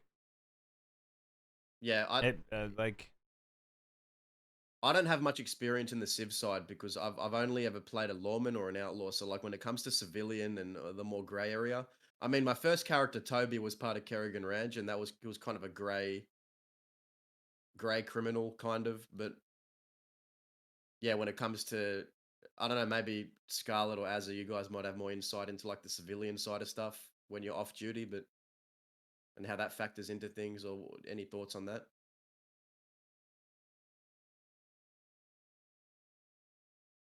Hmm. I mean, I think we've got a bit of an example with Freddie. Freddie Foster, known as just the excuse my pronunciation, but because I laugh every time now, the bookshop. You know, having that to a lot of people, it was just Freddie Foster, the, the little guy there, and just doing selling books. That's all he was doing. But there was so much more, and going into there's so many crims. So many grey area civs that they're really interesting. I personally love looking into people that aid and abet because it does give a lot more depth to the front six that you see in a gang. You see what comes down the pecking order, how things work, and you uncover a load more little stories that come from it. And it's really, really interesting to delve deeper on who actually helps the gang stay away. One thing on the people that do help and send tips, I don't know what they're like behind closed doors, but I don't know. This is something you guys could possibly answer when after. But do these civs, when they send a tip and someone gets hurt, do they feel remorse for being kind of part of that? I'd love to kind of know how people think once they've done something like that. I do want to bring up a civ that I know that was wrapped in the middle of a bunch of chaos with Zip and Zoe, or I think it was Holly. I'm drawing a blank on his name, but he was a civ. Fuck. What was his name? We all knew him. Legends. I think Toby was friends with him. He was married. He would hang around in Blackwater a lot during the Kerrigan days. I want to say it starts with a B. He was a civ, but he was wrapped in the middle of Holly, Zip, and AzzaaG. Like during the Holly situation, I gave him Holly's gun. In fact, when we shot her in Guarma. Was he Australian? Yes. Was it? I think it might have been Benny or something. I forgot. Benny, yeah, Benjamin. Patty was a Crim. Benny was the deputy though. No, it was a different Benny. It was Australian Benny, yeah. I'm pretty sure. Yeah, he might have been a deputy that like left the department. I don't know his background very well, but he would help us with certain things, and then he was in the middle because he cared for Holly. He was there the day that we took you into the bank job, and the bank was already robbed, so we shot Patty, and we shot, I think, Graymore's character. I remember that Badger. scene, but I don't know who it is. It was Benji. His name is Benji. Oh, Benji. Yes, Yeah. I remember. Yeah. He was the civ. He would be someone that would be good to RP. Notorious something, right? Is his Twitch name? Notorious Buddha. Notorious Buddha. Yeah. Yeah, so he would be someone to bring in as like a civ to kind of weigh light on the gray civ thing, because he played a very good gray civ. I think for both law and crims. Like, he was very impartial. He was wrapped in the middle of a bunch of stories. He never had to rob a bank, but he was in all these conflicts. Like, he was part of it in some way, in like a civilian way. He's like one of the most notable for me because Chick doesn't really interact with civs that much, and Zip kind of had a lot of civilian friends. Pretty much everyone in Blackwater that was part of the Kerrigan storyline, Zip was fond of, essentially. But yeah, Benji was a huge gray civ that would answer that question fucking perfectly. Hades is one of the biggest. Hades, yeah. I think it's a. Oh, sorry, Okay. Go ahead. I'm carrying. I'm talking too much. You go. Oh, I was going to say it's a really hard role to play because you're kind of in the middle, and law can't really interact with you because, we've got our strict rules about, who we can associate with. You do a few crimes and that's it. It's like that we can't associate with you. You're not friends with us. And then the criminals are like, are they ratting? Are they not ratting? Like, there's a distrust there. And it's really hard to have Zoe always says, 1 foot in, 1 foot out. You either be a Civ or you be a Crim. If you're trying to play both sides, you're going to get fucked by both sides. Nadi said something in the chat. He says, I feel like that question might be more for criminals or with morals or law willing to be able to bring justice. And it made me think, I wanted to ask you and Scarlet, this is a question for you guys, Scarlet and Azza. Do you feel as lawmen on and off duty, do you feel like you have the agency to react to situations the way you'd want to? On an maybe OOC level or in character level, or do you feel like you have the agency to react to maybe some violent or tense or situations the way you'd want to as lawmen? Oh, Does it make God. sense for your characters? Azza, you It's got a big me. question. Uh, We're here for the um, tough questions, people. I mean, okay. I mean, listen. I'm a very. I wanted St. John originally to have absolutely no morals at all. Mm. And I will try and get into people's heads. I will try and create an enemy. And do all of that. And when the time comes, there's a lot of people I would love to shoot as St. John. I would Yep. love to just move off and go and gun them down. La, la, la, I- la. That wouldn't happen. I'm still you know? waiting for the day where Huxley gets one over Dazza, and I'm waiting for the day where Snakeskin gets to gets to have his moment against Dazza, because last time we saw Snakeskin, we literally threw knives into him in Thieves Landing. Yeah. We shot everyone. We shot all the law down. Took Snakeskin, threw knives into him, then dumped him on the freaking bridge. And You've still got that jacket.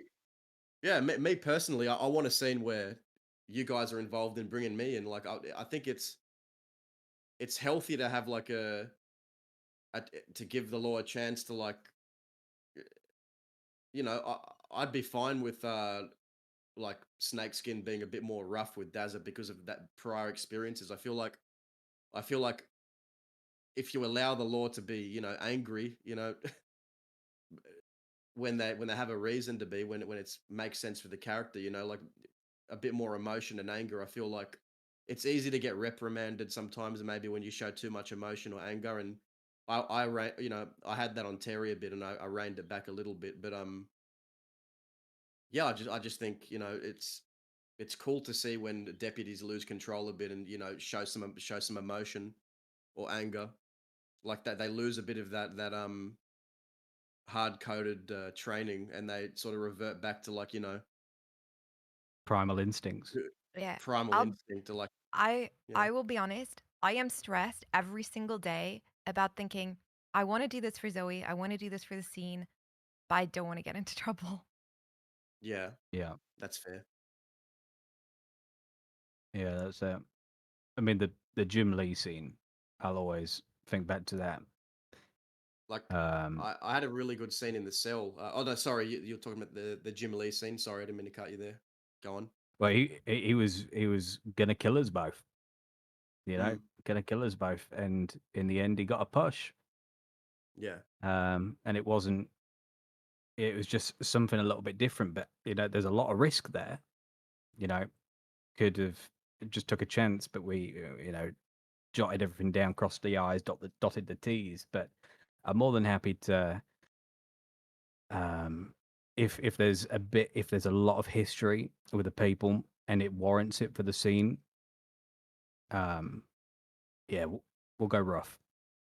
That Yeah, sounds really bad, but you know what I mean. Yeah, no. Sometimes you just have to. I have a example. Like, there was one time, maybe this was about a year or two ago, where Dazza was number 1 wanted in the crossing. He had like the approval for 10 to come after him, all that, and he got caught finally, and he was in the cell. And Dazza, the reason why he'd accumulated so much time, I'm the type of role player where. So I know people have two different opinions on this. A lot of people say, get caught more often, and you know, getting caught more often means you'll serve less time on an OOC level.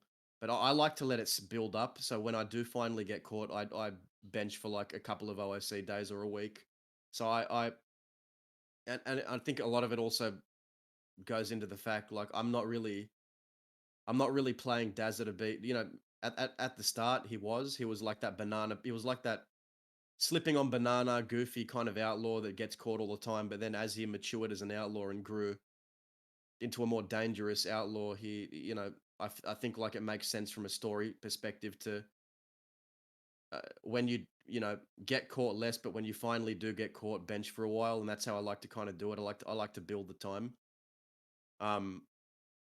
And there was a scene in the cell where I had with Sheriff Rabbit, where Dazza finally got caught after being most wanted in the crossing, and he was having a freaking mental breakdown in the cells. Like whenever Dazza goes into Sissika, he comes out even worse, and that's how I kind of play it.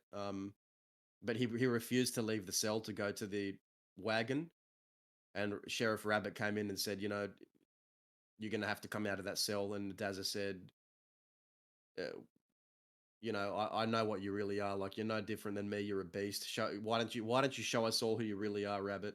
And Dazza threw the first punch, and then Rabbit responded and smashed Dazza's head into a wall and put him into a coma. And I was fine with that because that's badass. You know what I mean? Like I Yeah. like getting roughed. I like the character of Dazza getting roughed up in the cells. Bro, I the like quills the were character of Dazza getting furious. roughed up in Sissika too. Like I wish more lawmen would rough me up a bit and have the ability to make that choice. And Yeah, and you said that, and like Bud said, the quills were fucking furious, and it just so much more happens. What kind of Scar said is it's such a worrying situation, and it's so much easier to play it safe. But I think sometimes, it's obviously pending all the rules, and you've got everything dotted your I's, cross your T's. Be the person that makes the decision that people are thinking they want to make, but too scared to. And let a hostage get gunned down. You know, do all this. Make the hard decisions, but again, it's so much easier to play it safe. It's on an out of character, in character perspective. It is really quite scary, but I think it is important to have that. no, I agree wholeheartedly. Bud, did you have anything more on that topic? No, you guys pretty much got my opinion on it. Like, What point are we on? Sorry, go ahead. Yep. we're now on how do you go about shootouts, shooting, or shootout etiquette. I kind of explained mine. We fire 100 shots. When that's up, we go into no longer whiffing. That doesn't mean we go try hard. It just means we're no longer whiffing. Yep. Scarlet, this was your point, but I think we were talking about shootout etiquette. How do you go about shootout etiquette? I know we covered this already, kind of. Where Yeah.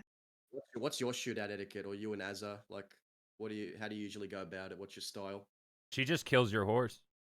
Yeah, If every I'm time I killing get into a shootout with you, everyone, my horse always dies, man. everyone gives me so much shit for shooting horses, but like people are running so much and trying to get away from scenes so much. I'm like, fuck yeah, I'm gonna make you stay here. And I don't I want to love shoot it. you down, but I'm gonna shoot your horse. Yeah, I don't know, and it's just like channeling her like zip, inner zip. Dazza has this really precious horse to him. He always carries it. It's literally passed down from him from Alice, and it's Alice's horse. And every time I get into a shootout with you, that horse is always getting fucking injured, and Dazza's like mortified. Dazza is mortified every time that horse gets shot. Oh God. Uh, So me personally, I go in, I'm whiffing for at least 10 minutes. I am not hitting anybody for 10 minutes, probably. yep. I use, like, I'm fighting with the volcanic at the moment. I feel like so many people are using navies, which is a 2-shot down, and then they're Mm. shooting somebody down really early, and they're going, oops, I'm sorry, I didn't mean to shoot you down. But a group of 6 and 2 bullets kill you. Like, it's so easy to accidentally shoot somebody. So you either need to be really careful about shooting in the air, or you could just nerf the gun you're using. Yeah, because even if you go so for a pot shot on somebody, you don't know if someone right next to you is aiming for that person too and capping them. Yeah, and you can miss. It's just so easy to down somebody by mistake. So yeah, I've been like cattlemanning it up, volcanic, Schofields, whatever. Um, and then if someone hits me, I try and hit that person back. It's like my little game that I play with myself. Um, and yeah, that's about it. I just whiff. I mean, I down somebody maybe once every 2 months or something like that. I hardly ever actually down people. You got me pretty good in that shootout we last had, and that was amazing shootout, and that was like that's the example I use of how to have a shootout 1v1, which is the one you and me had in the West against Dazza and Zoe. I love that. Coco brings up a good question, which I want to ask you guys after we get AzzaaG's and Legend's POV of this question. But I want to know if you guys think the bolts should be whiffed and if the navy should be whiffed, and where your mindset is on that. When you You mean said, do you nerfed? mean nerf? Coco said nerf. Yeah, nerfed. Did I say whiff? Yep. Yeah, nerfed. I don't know. I'm not on it when it comes to the mechanic side of it. I don't really know where I stand because it needs a lot of testing. But I think the Lancaster feels like a pea shooter.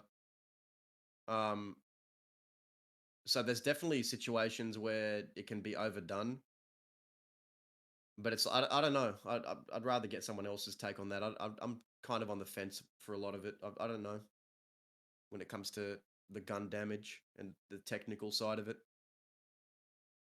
I don't care about what gun you use, how much damage it does. I don't even care about fanning. But if you're doing it to be sweaty with whatever gun, then like people need to nerf themselves, not necessarily the gun. Yeah. That is a great point. Nerf yourself instead of the gun. Nerf your God, yeah. Chat, remember that. Nerf yourselves, for the love of God. If you get shot once with a Schofield, just do everyone a favor and /kill. Make it fair. That's a joke. I'm not serious, but I'm more on the point of I really don't give a shit what gun you use, as long as like it's used correctly. Like if you're using a bolt for long range and to hit pot shots, and maybe if you hit them once, you're not just focus firing them. Like everyone knows when you hit somebody, you hear the grunt of that person in your audio. Like you can hear if they're in range to get shot, they're in range to hear them grunt when they get shot. Be mindful of it. Just don't, unless you guys are like concluding the gunfight and it's like, ready to end, then kind of focus on it. But there's other ways you go about that as well. But just, be mindful. If it's like the first 2 minutes of a gunfight and you accidentally hit someone with a bolt or an AV, don't shoot them again. Let them get cover and use a bandage. Yeah. Couple of things. It's also the perception. If you're kitted with a bolt and a navy, that says to whoever you're fighting, oh shit, they're going to be sweaty. That's exactly Even what if I have they're on not. Chick. Yeah. Is a bolt in the navy. But I also whiff. So you could whiff every shot, but there's a new deputy that's going to see that and be like, they've got bolts, guys. He's got a navy. Like he's going to be sweaty. Can we have our bolts? Bring it on. It just takes one of those days for like lore to, one of those bad days, and then you come up against you, bud, that you know you're going to whiff, but you've got that and exactly right. It's a perception. If you see a load of people with cattlemans, you know that probably going to have an easier time of it, but not necessarily. It just sets that. I don't know. It's a rough one. I go into all of them just accepting what happens. I play it by ear most of the time. Yeah, I think it depends on who you're fighting. They're either going to go hard on you no matter what gun you're using. It does suck when someone's going hard on you within the first 2 minutes and that's their loadout is a bolt and a navy. But I do whiff, and if a deputy wants to pull out a bolt and fight me with the bolt, then, bring it on. I'm not using it to get an advantage. It's just I like the bolt action. I like shooting it. I like having it. I like the sliding the bolt back during a gunfire. I like that shit more than I like the fact that it does more damage. If I hit someone, if you go back to any VOD of mine, or any YouTube video of mine, and I'm using the bolt, watch. I never hit more than 2 shots in a row. Ever. I know you don't. I'm just saying, like, it could make people be more aggressive against you because people will see it and think it's the meta. It's the same with the choke point thing. You can responsibly and make an enjoyable choke point for people, but the fact that you've done the choke point already has people's like backs up a little bit. Right. Yeah, I get it. I think that perception is going to be on the RPer as well. And if that person doesn't know you and they see that and they want to go hard, I mean, then you learn your lesson in character. Like, okay, this person does not like it when I use the bolt. If I see them in a gunfight, I'll switch to the Lancaster or something like that. It make it in character. It doesn't have to be like a OOC rule of use a bolt or not. If they're using a bolt and you feel like you want to use a bolt and you want to aim your shots, then do it. Like, just in my opinion, it's gonna be what it's gonna be. Eventually, someone is gonna lose the gunfight. My only thing is make it last a little bit. That's my only gunfight, gun shootout rule, etiquette, all that. Just make it entertaining for both sides, no matter what gun you're using. I think the only comment I've got to make on the bolt action is we all and the Navy, we all know how damaging they can be, right? And it's more of an out of character thing. And I think you're right, and you just nerve yourself. I think it's kind of like you go back to the get to cover kind of comments. They're using a bolt action. Should we use a bolt action? And I'm sure it's on both sides. The bullets are all going to do the same thing in character. They're going to kill you if it lands in the head. From a Cattleman, Lancaster, bolt action. I think that's just one thing that I would say. Just looking at what Coco said there, I had know. people complain they didn't want me in a fight because because he didn't have a bolt or an AV, whatever. That's fucking crazy. Can I be a little bit, I don't know, cheeky on this one and say, do you really want to be getting into a gunfight with people that have such a PvP mentality that they're upset about your loadout on a roleplay server? Ooh, yeah. Who are you hanging out with, Coco? I don't know. Like, I'm just saying. Get better friends, bud.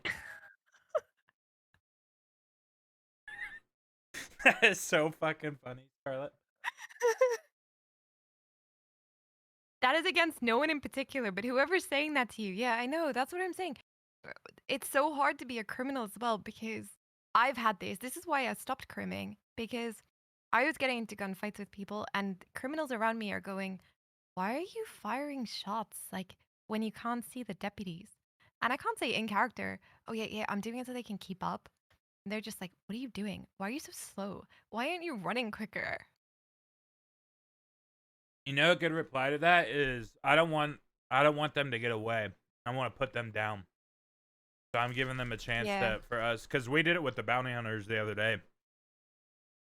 I was like ready to go to prison. I was ready to go to Sissicup, and the bounty hunters came and found us in Thieves. We had like a fun little pre-gunfight, and then we lost them because the fog was unbearable. It was so bad.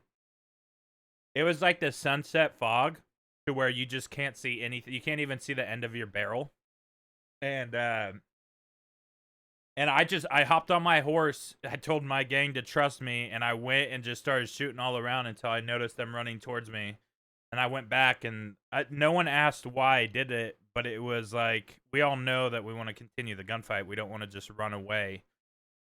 Because I think that's a big thing on the server right now, is just shoot a couple shots and run, and I don't like that. I want to get into the shootouts. I want there to be a chance for either side to win. And it's just, if anyone asks in character, just say, you think I'm going to let these guys escape? Just make it boost up your own character. Be like ballsy, and then if you get shot down, be like, well, that was a mistake. We should have ran.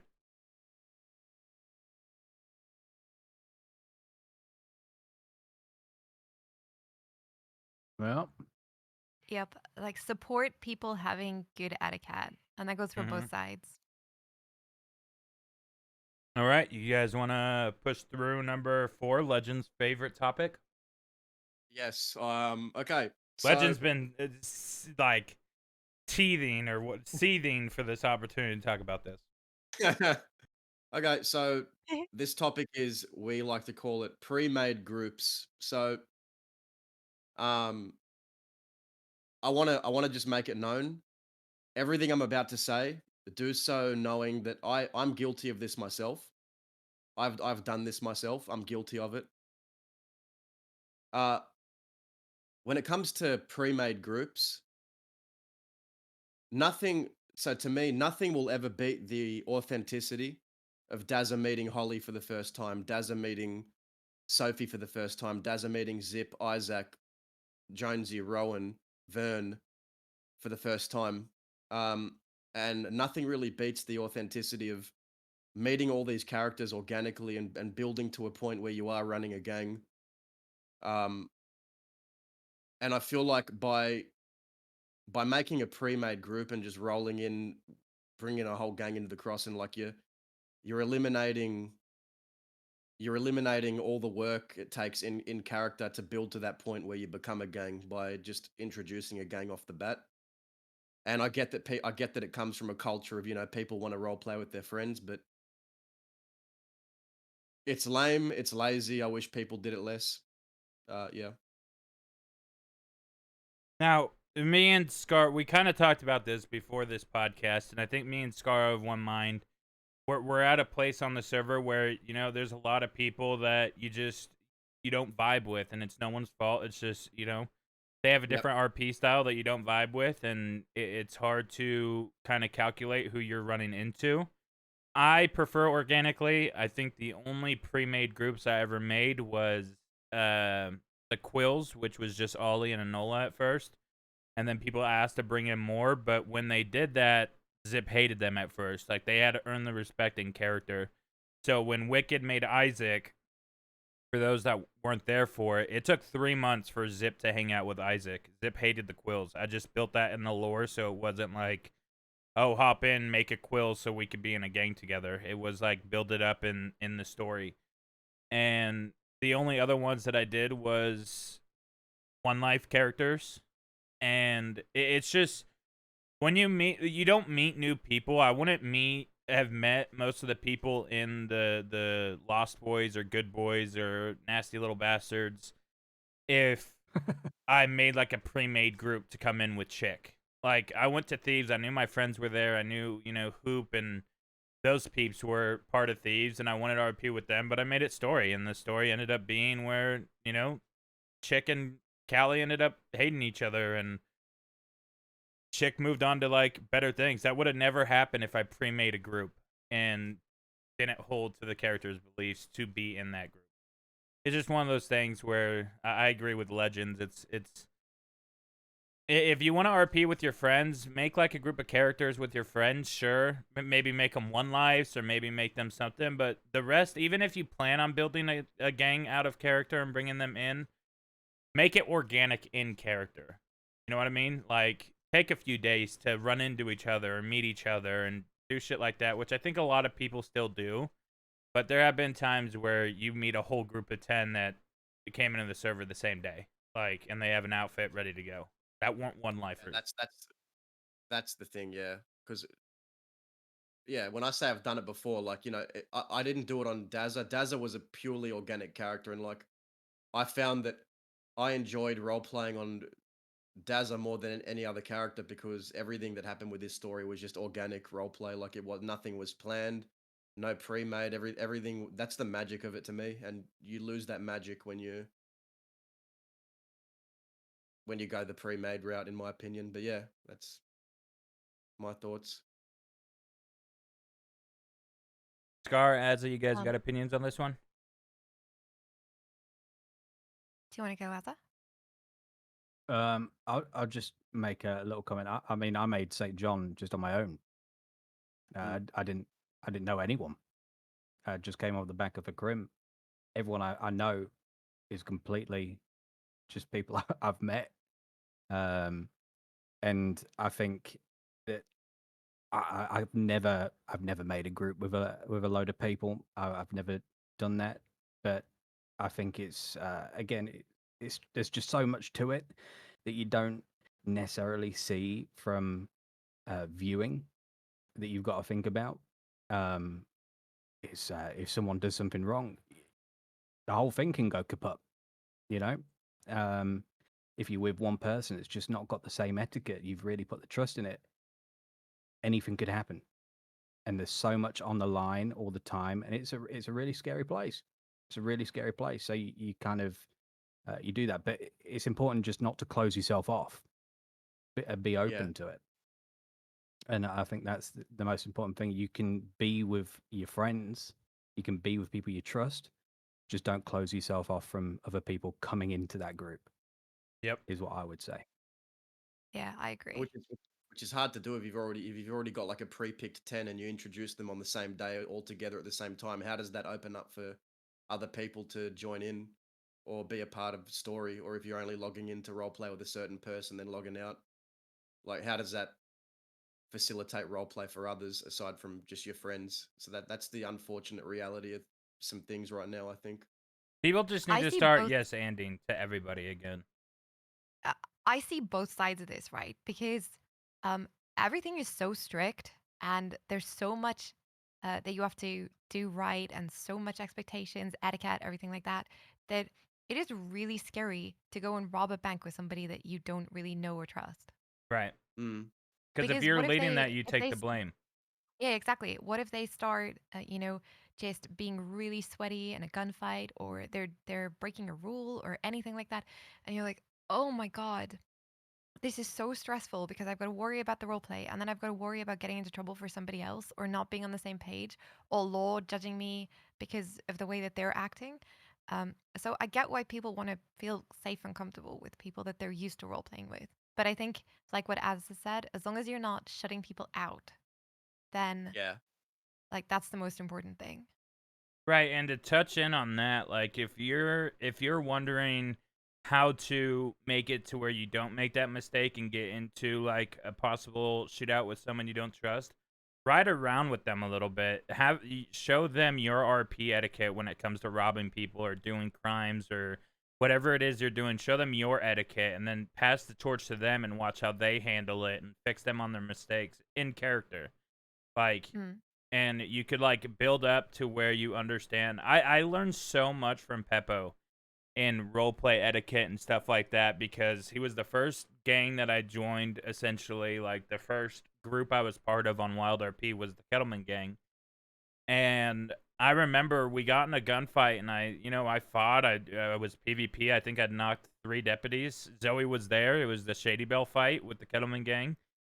And after that, I hopped in with Peppo and Wombax and a few others to play PUBG, and Peppo kind of corrected my mistakes. He told me, "Yeah, don't go that hard in a gunfight, like whiff the shots." And every time I would do something in character that showed bad for the Kettleman gang, I got corrected, and I learned from it. I didn't take it as an insult for him trying to tell me how to RP. I took it as like productive criticism.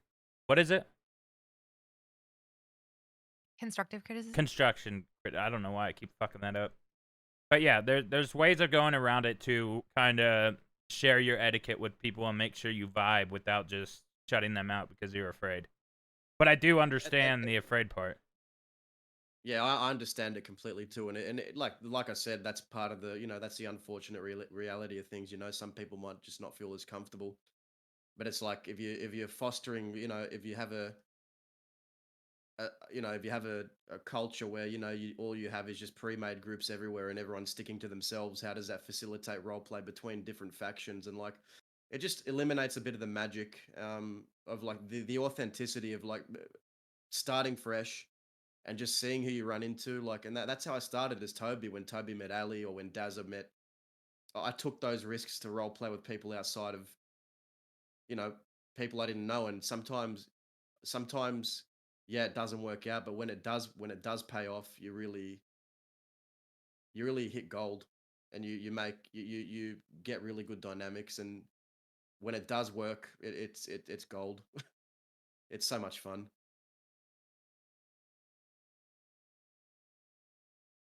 All right, I Painted think. Rose said that. Oh, go ahead. Oh, sorry, carry on. But No, you go. there should definitely be more openness to roleplay with other people in WildRP. I can barely get a word out of people these days. I can see how Yeah. that is. Yeah, everyone starting in a new place or having a new character or not really being part of those like pre-made groups or anything like that. It's scary. It's so scary, and so many people, um, will just ride on by without a hello. And you could be missing out on amazing RP and RPers. That's why I made Zip a fucking quest giver. Yep. And that also goes into another thing about uh, when a lot of people. It's the thing of only log in with 6 and only ride with 6. But I see a lot of people. I see a lot less of people riding in 1s, 2s, and 3s, and then a lot of people just log in with 6 and just ride around. Like some people will only log in if they have 6 with them, and it's like that's like, what are you trying to accomplish there? Like what's the goal? You know what I mean? Like Solo don't be is my afraid to ride around. Go Yeah, ahead. I agree. Solo's just my favorite thing in the entire world. I love it. Yeah. You meet Like so many people. I like role playing with riding around in a 6. I find that fun, but there'll come a time where like I want to ride solo. I just want to do stuff by myself. Like I want to ride around by myself. I don't want to wait on someone else to be around to role play. Like I want to just send my character out into the big old yonder and see what I run into by myself. Sometimes I'll have moments where like I want my me time and just see what I run into without being in a group. Because I really feel like if you're constantly riding in a group of 6, you're missing out on really valuable interactions.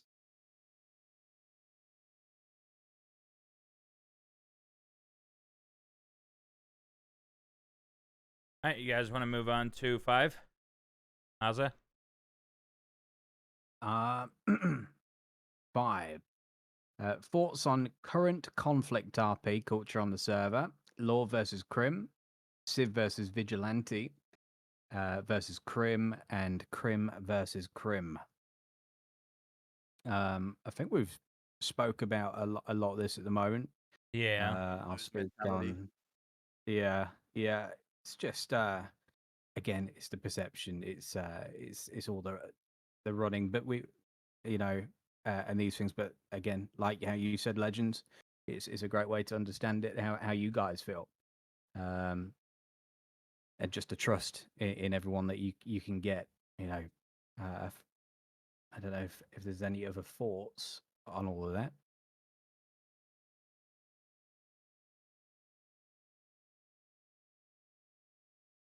I feel like I blab, so I'll give someone else the stage here. I got my opinion. I got my opinions on it, but I'll.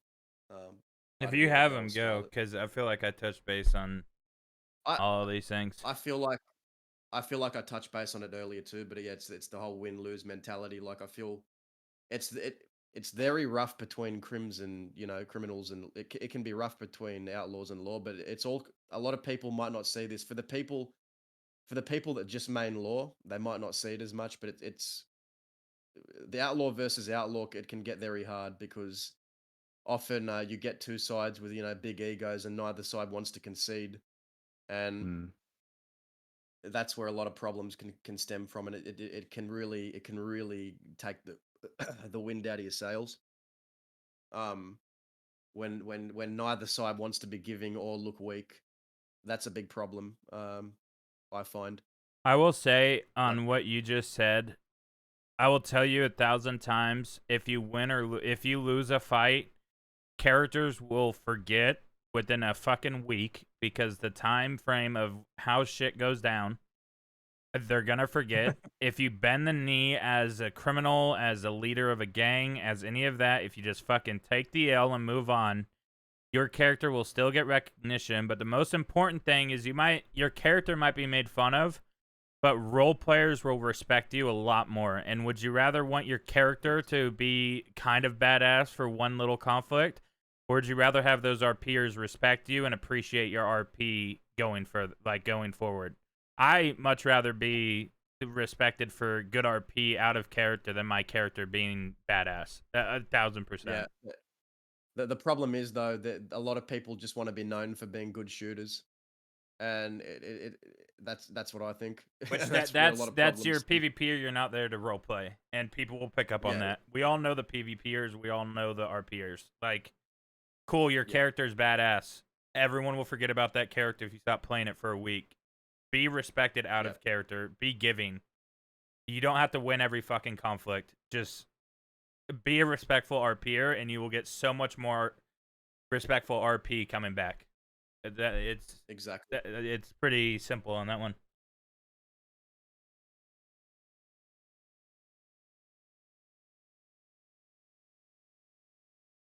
Scar, did you want to touch base on this one, or do you guys want to move on? We can move on. So the next one is, how can characters build ongoing rivalries instead of one-off conflicts? This one is kind of, I've had a lot of Zoe is one of them.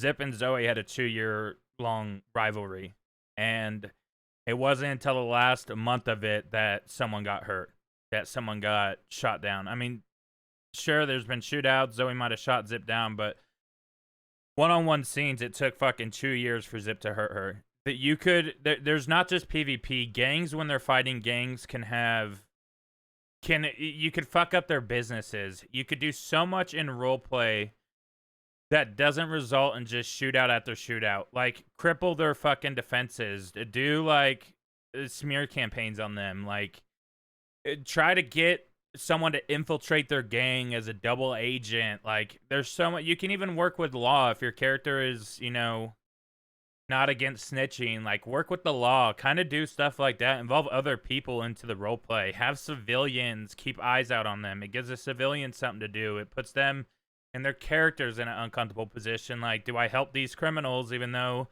that gang that they might be getting information on has robbed them or did them wrong or killed their family members? Something like, there's so much opportunity.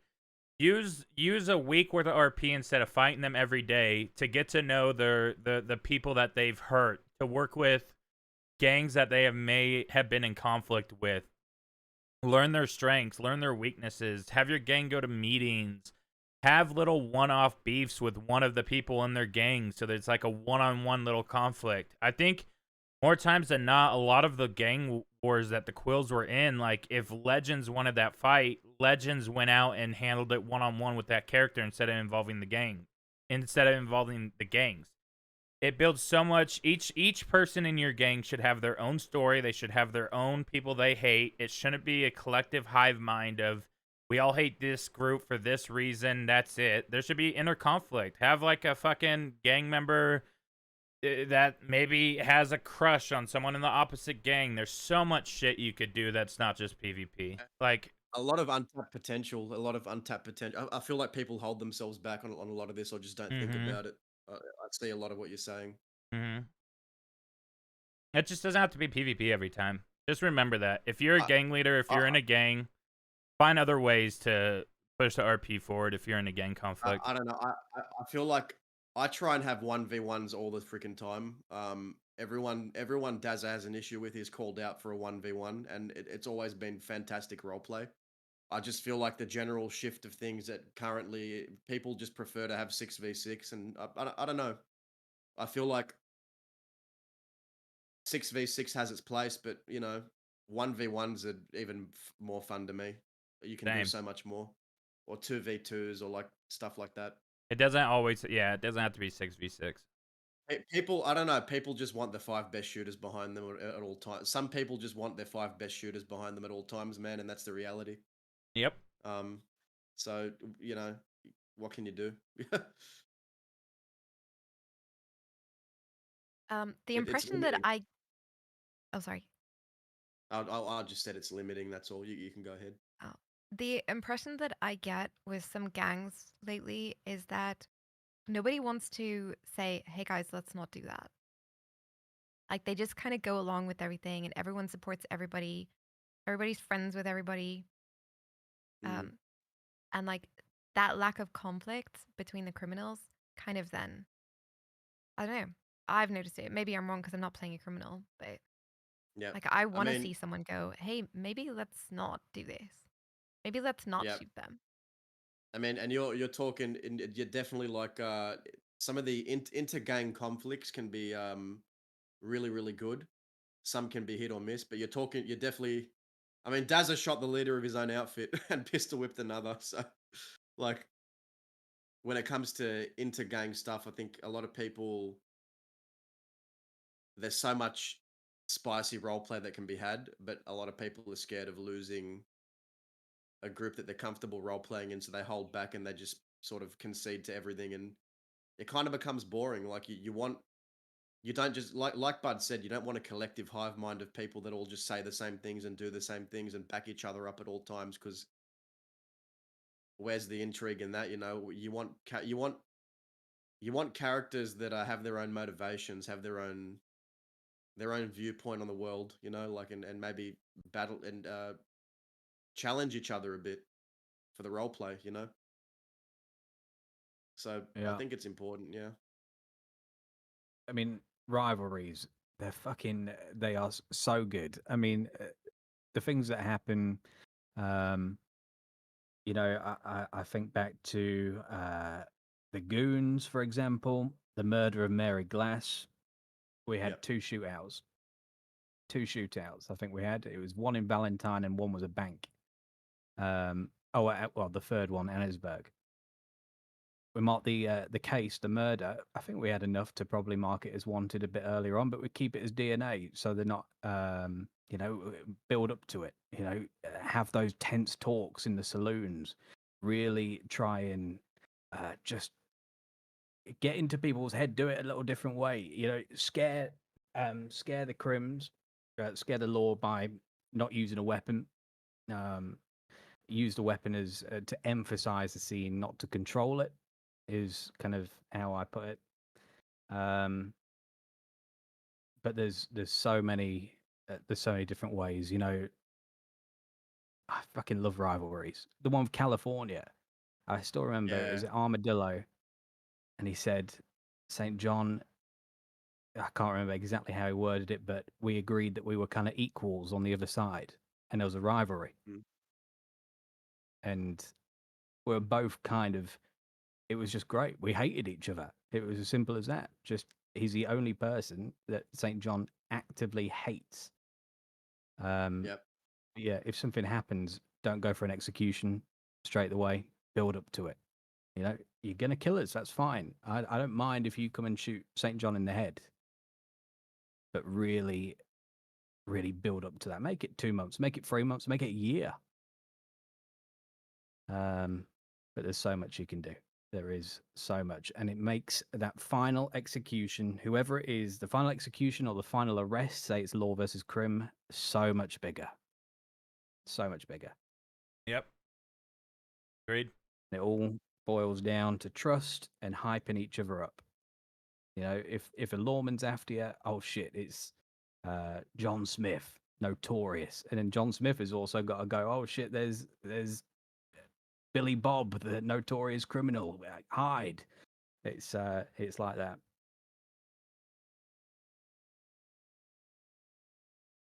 Scar, do you have a perspective of this, or do you want to move on to the next one? I mean, I love conflicts. The conflict between Zip and Zoe, the bastards. Like, I've had so many amazing ones that have been like really fair, really built up and everything. I just get so scared of, the whole, you're a deputy, fuck you, I'm going to pick you up and shoot you. I don't know, people jump straight to the ending a lot of the times. Right, there's a lot you could do. And another thing, I got asked how, and this was in a separate podcast, and it was, because I made a mention about you shouldn't, if you're a group of 6 and you pick someone up, you are restricting everything. You're not giving them any opportunity.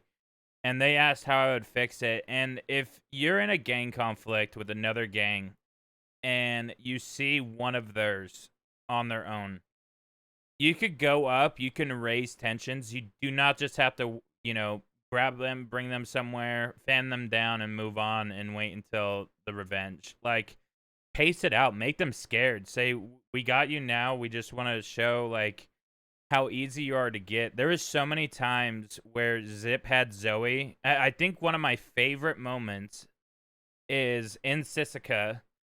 Zip had a shiv and dropped it down in front of Zoe and said, "No matter where you are, I could kill you." And it just made it more tense. Instead of stabbing her and breaking the rules and not taking Sisika seriously, you could still add that tension without incapping someone. Mm-hmm. When it comes to my answer, what's my favorite long-term arc? Okay, so I've had so many, but one notable one when it I want to put it on a lore perspective here. One of my favorites that I think for Dazza, when it comes to a rival on the lore side, I think the long-standing feud between Huxley and Dazza has been one of my favorite to role play out because it comes from such an interesting starting point of like they both were friends with Holly and both saw very different sides of Holly and both have very different interpretations of who Holly was and they argue about it all the time. Dazza obviously, a lot of it is self-blame. Dazza blames himself, but he uses Huxley as like a crutch to say, it's your fault. Like, you guys took her from the outlaw life and indoctrinated her with all these goals of becoming a better person and cleaning up your life when all you did in the end was get her killed and put a target on her back. And that to me, this has been like a feud that's been going on for like 2 years, right? And it has yet to have a conclusion, but it's been building. And I think one of my favorite scenes I did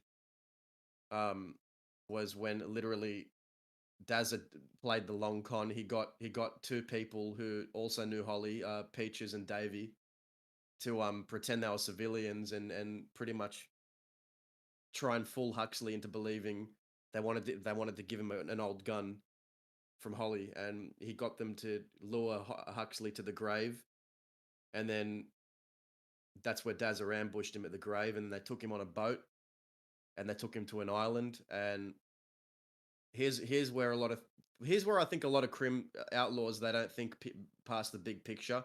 I think a lot of people, what they usually would have done was do a big speech and then just fan him down or like animate execute him. But Dazza, the type of person he is, I try to play up the honor aspect, and a lot of the honor aspect has been like instilled in him from characters like Zip, Alice, a lot of the people he rode with, the Quills, like show honor. So instead of like just immediately like animate executing him, like Dazza put a gun in his hand. It was one of Holly's guns, and said, "We're gonna fight it out on this island, and whoever's still standing is the one who deserves to live." And they had a shootout and settled it on the island, and that's the stuff, yeah, that really makes it worth it when someone trusts you enough on an OIC level and in character level to really carry a conflict like that and have a long-standing feud. So that's been one of my favorite feuds, if I could answer that question properly. Yeah.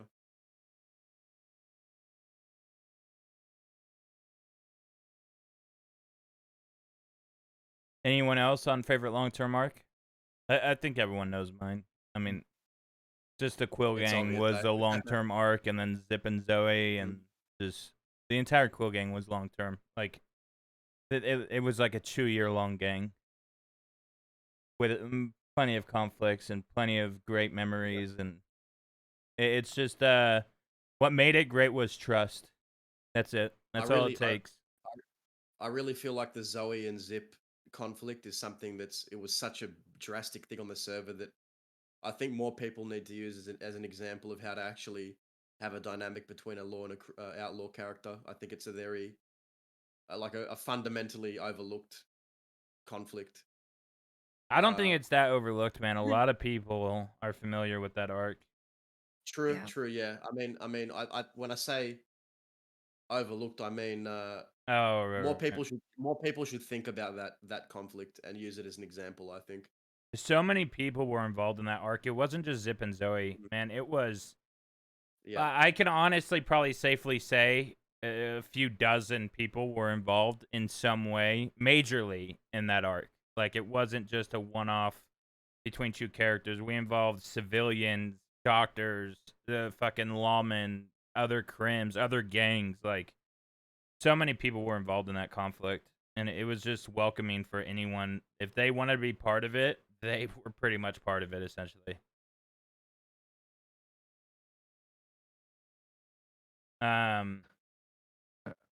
I mean, yeah, I think mine again. Just all of the goons, Mary Glass, everything from start to finish.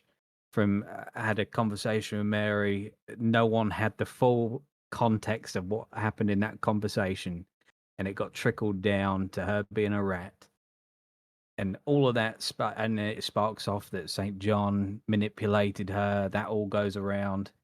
The full 2-3 month investigation, the constant feud, but tense feud. No, it's just they weren't wanted. I couldn't do anything. I think that was the difference. I couldn't bring them in.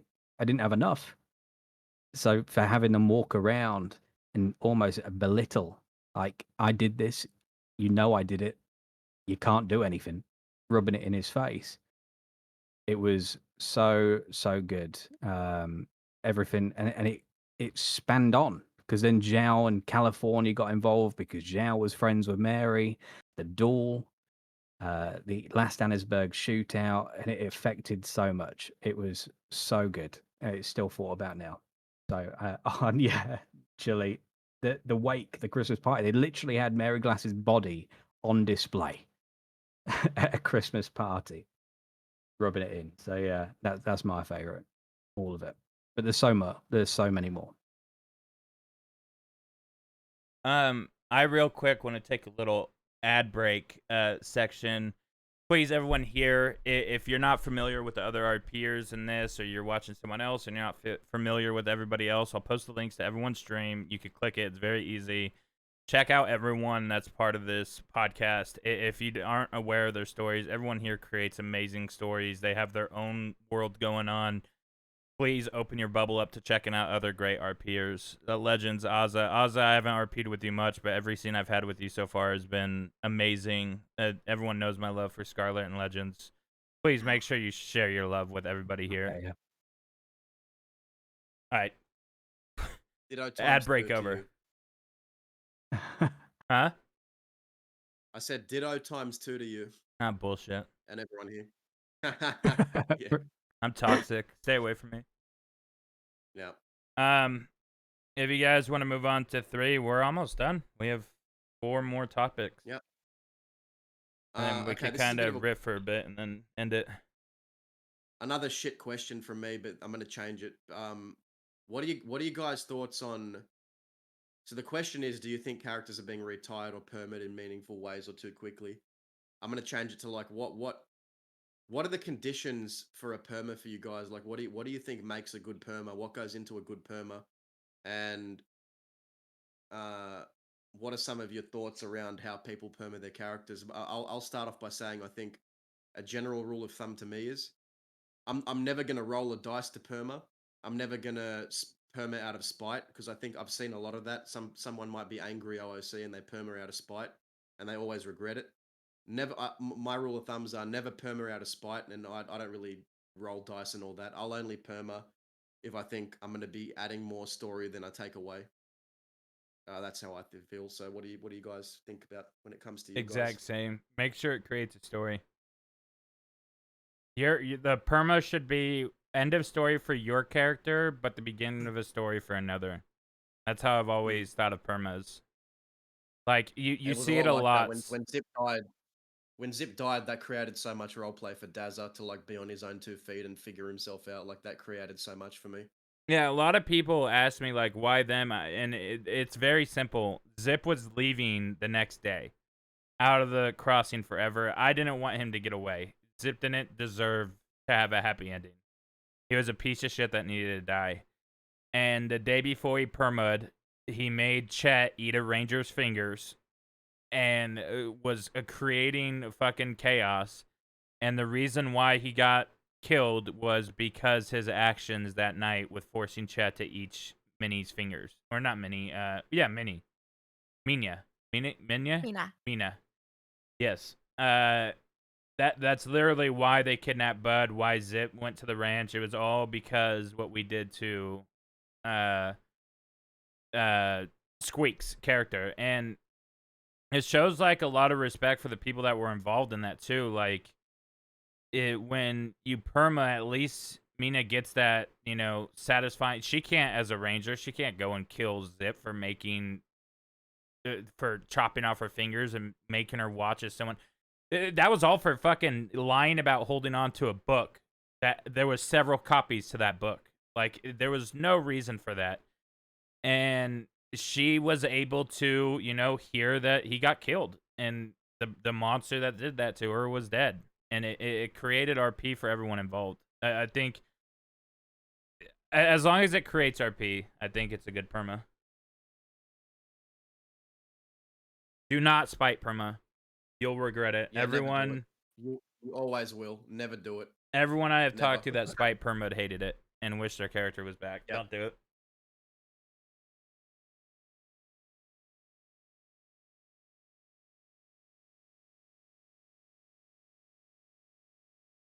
That's such a tough one. I feel a lot of pressure to perma Zoe sometimes. And why is that? Because I mean she'll do something, she'll have pissed people off. And the thing is, Zoe's not the kind of character that would do something outside of, her job. Every person Zoe's killed, it's been in a shootout or, in execution or something like that, like a firing squad.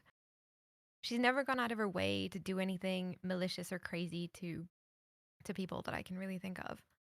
And then they're gonna come after her, and I think, that person's permit. Do I return it? And sometimes I think, yeah, okay, I'll permit to the story, but then something changes, like the bastards. That was the closest I've come to perming Zoe, probably. And then they never ended up hurting her in the end. I don't know. So many people want to kill Zoe. But for me, it's never been like, God, I really want to die to this story. Yeah. But I know I've had I her get- for so long, and I know people are like, yeah, I've had DMs saying, hey, can I perma Zoe? Like, Yeah. That or is when are you gonna wild. perma Zoe? Yeah, that is wild. That is wild. But the way I see it is, no one has the right to tell you when you should perma your character. That's your character's business. That's no one else's business but yours of when you want to perma. No one should be telling you when you should. You just do it when you feel like the time's right, or if you don't want to do it, that's okay too. I feel like as long as everyone has the agency to feel like they can make the choice on their own without being pressured into it, it's fine. I feel like, I sometimes, it's funny you bring that up, Scarlet, because I sometimes get those thoughts too. Daz has been around for like what, 2.5 years, maybe coming up on 3. And sometimes I start wondering, has he been alive too long? Have I stretched this out too much? Has he been alive too long? But then I start thinking, maybe I still have more story to tell. Like, if I killed Dazza, I really sometimes I think, am I taking away more role play than I'm giving by taking away this character? And I feel like often the answer is yes. So if I did kill the character, I'm taking away so much role play for others when I could just keep him alive and generate more story. Until I feel like a time that I need to end it or perma. Like I feel like in most cases people perma prematurely, and they stifle the story by doing so, and it doesn't really add anything. All it does is take away. It's like a gang. You have a gang of outlaws.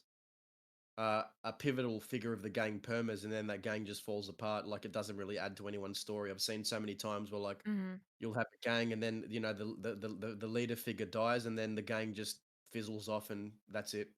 There's so many times I've seen that. It doesn't really add anything. And then there have been good permas, like Zip's perma.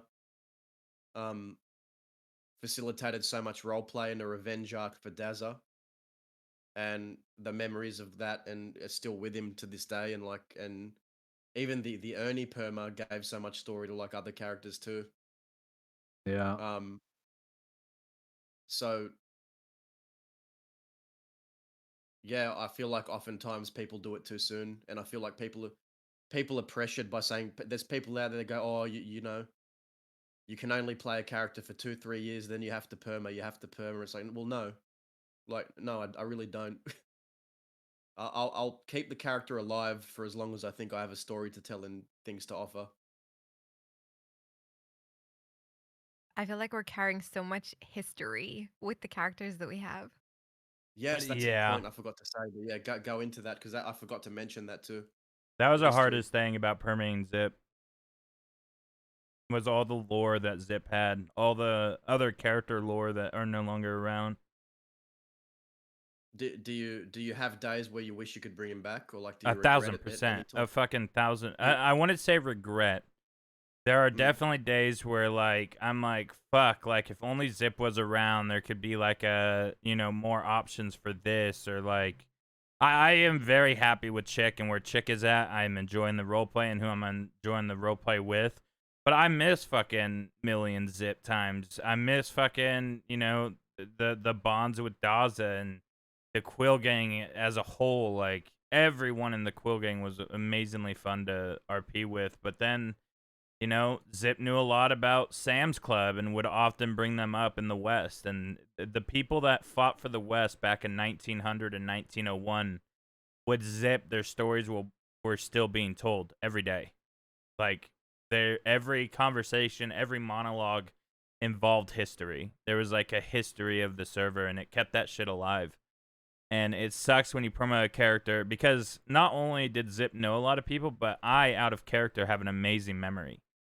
And being able to remember all those things, I could bring up fucking art like the day that something happened and tell you what happened prior, what the conversations were about, who was there. And it added to being able to bring that lore master, that the guy that fucking you went to learn the history. And that was originally Zip's end, for those that didn't know. Was he was going to retire from the outlaw life and sit on a porch and be just a grumpy old man that said back in my day sort of shit. But it's just, there was so much, and it was just the time to let the guy die. He was a fucking terrible person, killed over a dozen people. Like, he was a monster that needed to die like a monster. But that's what makes a good character, because to a lot he was a monster, but to other people he was a mentor, teacher, brother. Like there was a whole other side of Zip that only Dazza saw, and there was a side of Zip that only Zoe saw, and like you see very different perspectives of the Everyone character. had a different perspective of him, man. There's not like, Yeah. there wasn't. I feel like there's very rare two sides of like where people agreed exactly. Zip treated everyone differently. Everyone. Bro, NASCAR just reminded me in chat. Your funeral got bubbled. That's how many people attended Zip's funeral. You bubbled Armadillo, man. You bubbled the whole freaking West. Bubbled your funeral, and I think bubbled armadillo, tumbleweed, fucking the graveyard. that's how you know. That's how you know you've had an influential character, man. Like you bubble the whole West in your funeral. I think it's important to have long-standing characters that don't perma so quickly because you are the people on both sides that a new lawman, a new outlaw will kind of look to. It's great to have that. It's great to have a constant around, someone that you can always rely on. I think you can keep a character for forever. Honestly, until you've told your story. Don't feel pressured. I used to go into it myself. I used to go in and I thought I'm going to go in. I've got my story. It'll have a moral to it, and once it's done, I'm off. I did that with the last Crim with Eli Blair and fucking running with Peppo and the goons with Chile in the in Lakay. It was so good. It's such a good story, and it came to the perfect end, and I permed. And it told a story after that, and that was the perfect time. But St. John, there's just another enemy that comes out, and I get so invested in another story. The moment another one ends, another one starts. I just love it. Yeah, if anyone pressures you to perma, tell them to shut the fuck up. It's your character. Yeah. Yeah, exactly. People need to like focus on their own character and not be telling others what they shouldn't, when they should and shouldn't perma. Like, mind your own, like in that regard. But someone in chat said, "What about when a whole gang permas all at once?" I've seen it happen. The last time I saw that happen was the Frey gang, and I think that's okay because it's a mutual kind of understanding between everyone that it's time to wrap it up. I feel like that can be really eventful. If you're all on the same page. But it's more so when people within a gang aren't on the same page and one person permas and someone else is upset about it, and then the gang kind of fizzles and then prematurely ending a gang. But yeah, what do you guys think about whole gang permas? I think there's end of story moments, and if that's what you're going for, then I mean, so be it. I believe that there's opportunity to leave a few open so that story can continue. But I mean, if you're making a gang and the gang is done and everyone wants to focus on new characters, then I mean, again, it's up to the person playing the character if they want to perma. If the entire gang wants to perma and they're happy with the perma, then I mean, at the end of the day, that's all that matters. Like, play your character, have your character be there for other characters in character. But for you, if you want that character to continue telling stories, fucking do it. Don't let anyone tell you not to. Play your character.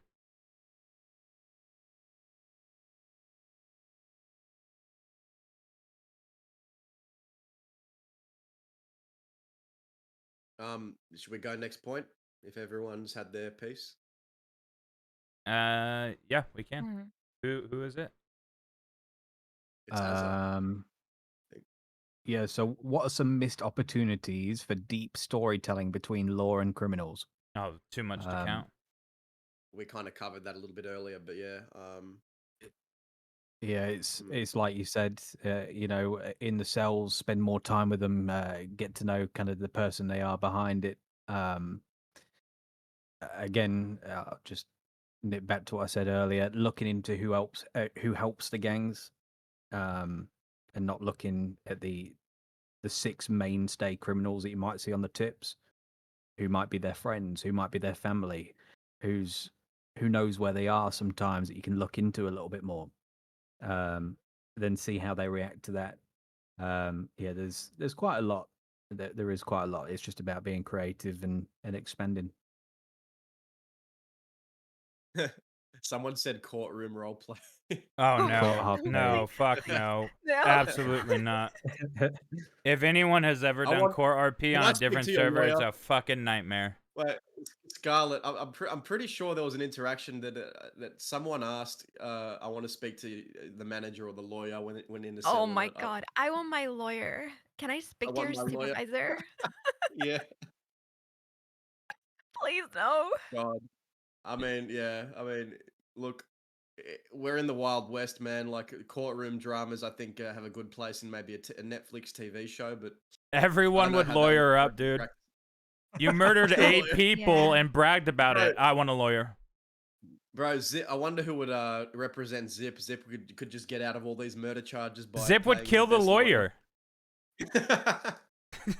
All it's gonna be is I was wearing a mask. How did you know it was me? Right. Yep. Yeah. Yeah. Or as of statute 1834, Chicago versus Radwell. I'm telling you, there'd be I'm legally allowed to kill a horse. They arrested me because I'm Australian, and they heard my Australian accent. But they're, just because I'm Australian, like there's so many excuses. Like I could just see people getting really Karen with it, like people in the chat are saying. There is a Karen. I think some of the people know them, but they make it a funny Karen. But there is a can I speak to your manager? I think Tiny Horse dealt with that. With that, can I speak to your manager in Blackwater? Yeah, that's a touchy one because I think the moment you start doing that to deputies, I don't know, it just doesn't hit well. Nope. I feel fortunate that I'm not playing a deputy and I don't have to deal with that shit. So if anyone tries to Karen Dazza, I just shoot them. So it's a good good relaxer for me. I'm half joking. All right. I think we kind of. I think this whole podcast kind of answered that question. To be honest with you, I think every topic kind of touched base on that. So you guys good with moving on to the next one? I know we're pushing all right, 3 hours, so not that I'm rushing, Yep. but I'm rushing. Second last topic. What's the best way to have constructive OSC conversations between people when scenes that might not go as planned happen? Like, how did resolving tension OSC? Like, how do you? What's the best way to approach? Like, maybe two people didn't enjoy a scene.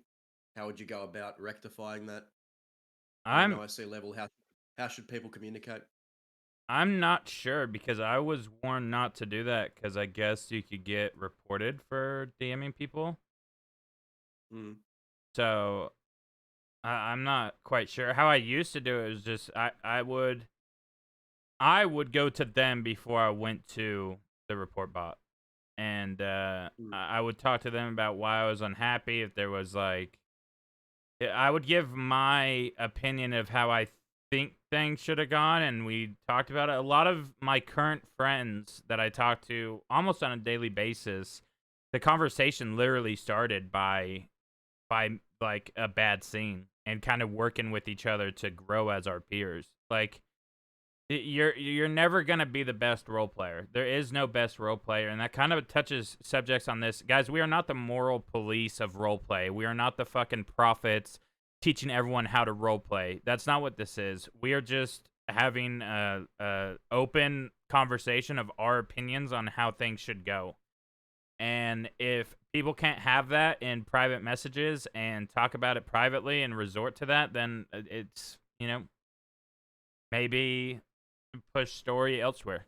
That's the only thing I could say. But just go into it as an open mind. Like, hear their side. Ask them what they thought was wrong with it or what you could have done better. Open the floor for an opportunity for both sides to communicate their displeasure in the scene or anything like that. Don't just DM them and say, hey, that was shitty. You're a shitty RPer. I don't like you. Stay away from me. Shit like that. Don't do that, obviously. I don't know many people that would do that, but just handle it like you would handle any other. We're fucking grown-ups. Most of the people on this server are 30 years old or plus. Like, or at least 25 years old or plus. Like, we're fucking adults. Be adults. Yep. Yeah, it is really difficult. Every podcast that people do, they say, let's talk more to each other. Let's have these conversations. It's really difficult to reach out to somebody that you don't know and say, hey, can we talk about that scene that didn't really go the way that I was hoping it would or something like that? Because you don't know them. The reports, it's easy. I see why people report, but that just, I don't know. It just feels so demotivating to get a bot message and be like, oh, I wish they just spoke to me about it. Because sometimes there's perspectives that you don't see. I use this example a lot, but I just think it's, we were in Rhodes, like the little house down the way from Rhodes, and there was a bunch of deputies outside, a bunch of criminals inside, and one of ours had a headache. And I yelled, I said, hey, just to let you know, one of ours has had a headache. Like, that's pretty much all I said. Was like, just don't rush out now because we're one down. And as soon as I said it, they rushed out the door. And I'm like, motherfuckers, I can't believe you just did that. And then I watched the VOD and they were having a really tense, amazing RP conversation and talking between each other. They didn't hear what I said. You could kind of hear it, but they weren't listening. Not their fault. They just did, carried on with their scene. They didn't realize. And if you don't speak to each other, if you don't have the other POV, sometimes you just don't know. You can think the worst, but most of the time, there's a good explanation for it.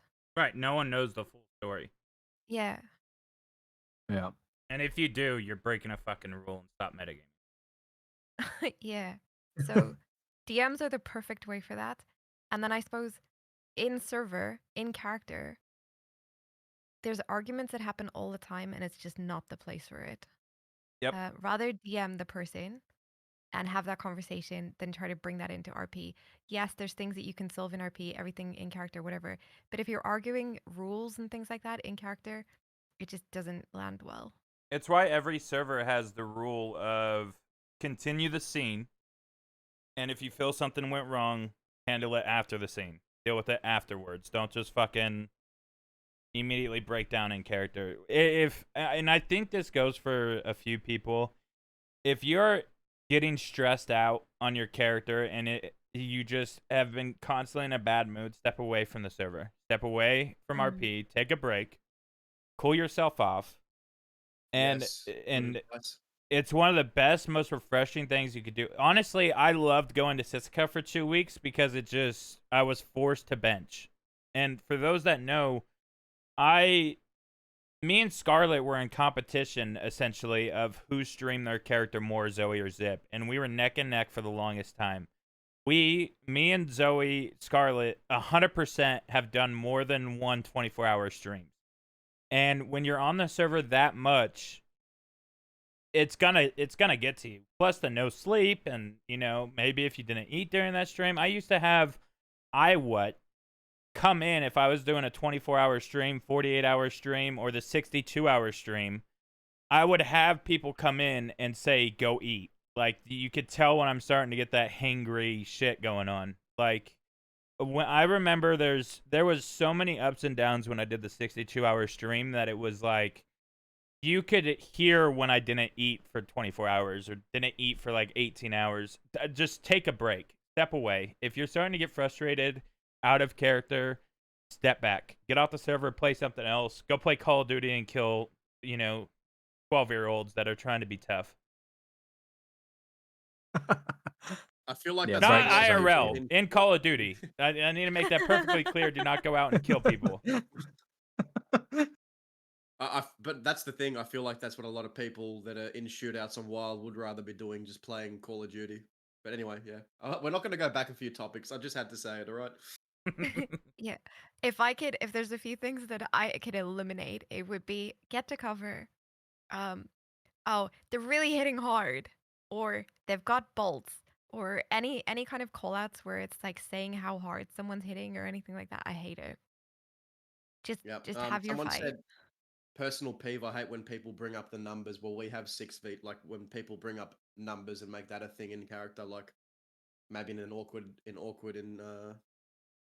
standoff between Law and Crims where people start bringing up numbers. Yeah, Before you guys do that, remember they could see. They could see that you only have 2. Saying it out loud is not going to change anything.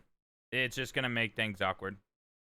I get why people do it because, everyone's saying, play your criminal more, like in smaller groups, go out in smaller groups, and then you have to trust the law to match numbers. And to my knowledge, that's what we should be doing. Match numbers +1. So match numbers +1 is super fair, yeah. Yeah. So we really shouldn't be chasing 2 people with 6. But I can't say that never happens because sometimes it does. And then I can see why criminals are going, do you really need that many people to chase me? Do you really need that many? Right, that's a good way to handle it. Are you guys that like unconfident in yourselves that you need 6 to fight 2? Like, kind of make it RP without mentioning 6v2. Like, say, oh, you really need this many people, huh? But even that is like a stretch. It always comes across, yeah. It just comes across as like salty. Right.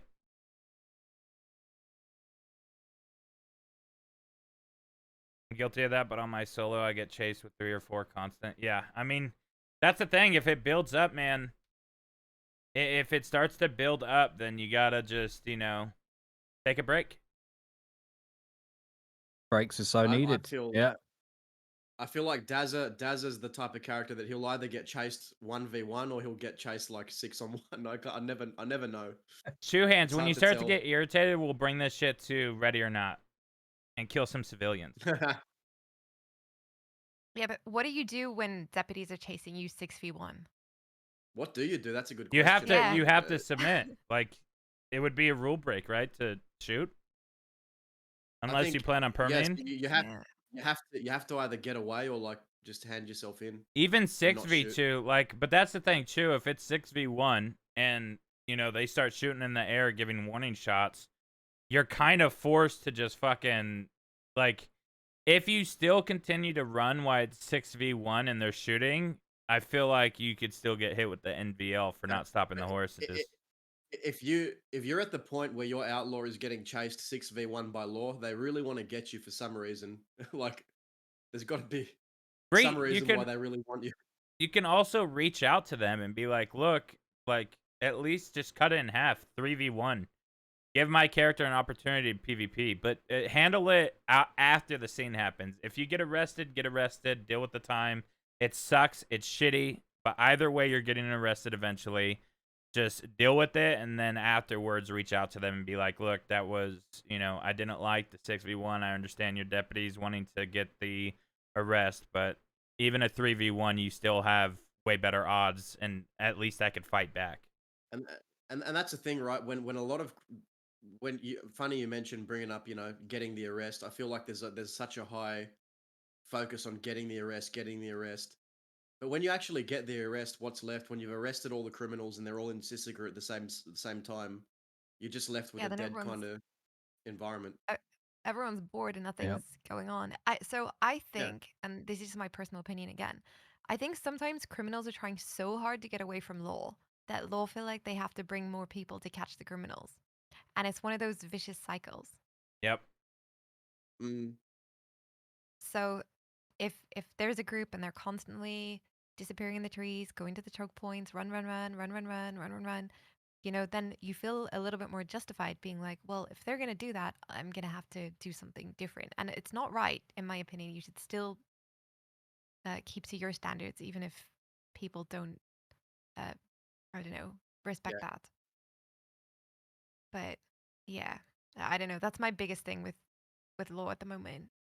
Can Because I? people are assuming that I'm going to do something sweaty or bad to them because they're getting that from other people. Oh yeah, a lot of people are getting paint with the same brush, both on Crim's and Law side. People are painting people with the same brush just because of if they're a Crim, they're getting paint with the "you're a Crim, you're trying to kill me" in every gunfight sort of thing. I kind of want to get your guys' opinion on something. Or this was the last one, right? Or have we not gotten the last one yet? There is one more after this, but feel free to go ahead. It's fine. I have a question. If it's like, say it's a 6v6, and this is a question for, AzzaaG and Scarlet and Legends, feel free. But this is like a law point of view. If you guys are chasing 6 people, and you guys have 4 down, but say you got like 2 of theirs. This is all just, I'm not bringing up a specific incident. But say they encap 4 of you guys, and you encap 2 of them. Do you 2 continue to go after the other 4, or do you focus on your injured and find them another day? No matter how wanted they are, no matter who it is, what do you think is the best option in that sort of thing? Because back in the day, if it was kind of like 3 encapped on your side, 3 encapped on our side, it was kind of, let's grab our injured so they don't bleed out, and we'll fight this another day. And Yeah, one person. Yeah. that has changed a person. lot. Yeah, that's true. It has. One person, I wouldn't necessarily, but 4, yeah, absolutely. Yeah, 1, yeah. On 1, if you knock 1 down, you could just have someone take a 5-second break, pack their wounds, continue the fight, keep them alive. But when you have like 4 spread out across, let's say McFarland's, right? And you have 4 deputies spread across, and it's same for criminals. Like, criminals need to know when to just put your hands up and fucking surrender instead of just waiting until you're the final one and still getting encapped in one last hurrah. I recently did that with the bounty hunters, but that was more, the rivalry between the bounty hunters. But on Ernie and Chick, I have surrendered being the last one plenty of times just because there's no point. I'm not going to beat 6 people. Vitrich mentioned something I haven't seen in a while. Parlay, come to the middle of the battlefield. Yeah. Have a scene and negotiation. Say we've got injured, you've got injured. Let's negotiate here. What can we do? It's been a while. It's been a while since I love doing it. Little these days. It's so overlooked as an option in a gunfight. It's really good. To answer that question, 9 times out of 10, the fight should end, and it will end. You monitor your injured. You take someone out of the fight before, let's say, 2 people are down. You lose one Yep. that's going to start packing, so it's a free on however many you guys have got. 9 times out of 10, that's the case. I think the only other case where you may carry on going is if you can kind of tell that on your side this is the big one for you, and let's say these two Yep. people have got massive history with, say, Dazza and Bat, and these last two are just like maybe they've lost focus. Maybe it's the end of their character in lore, and they're like, "Fuck it, shit." There's Yep. four down, but there's these two. Fuck it, I'm gonna carry on. That's the only time that I can see it. I mean, But yeah, 9 times out of 10, you're my favorite gang versus gang shootout ended in a parlay. This is my favorite one. It was Dazza, Zip, Sophie, Cucamonga, Millie, and Baby versus Pete, Barden, Magpie, and a couple of other Van Hornians. It was the climax of the conflict. And Zip got shot at the start with an elephant rifle, and then Pete got shot down. And literally, both the sides, they parlayed because their leaders were bleeding out, and we swapped the leaders and we went our own ways, and that was the end. And that felt like I wish more stuff happened like that. Instead of, I feel like everyone just wants to down the other side, like down the 6 and like have, down the 6 and swing the gun around and have the clout. You know what I mean? Can we bring Principal back? Hmm. Can we oversaturate again with Principal? People need to remember theirs. Yeah. Joking. Someone also mentioned law not taking serious injuries in shootouts or something. Is Yeah, it fair to say that yeah. law chases despite down deputies because law tend to not take serious injuries? What do we think about the injuries thing when it comes to law? Because I can see both sides to that. I can, I feel like sometimes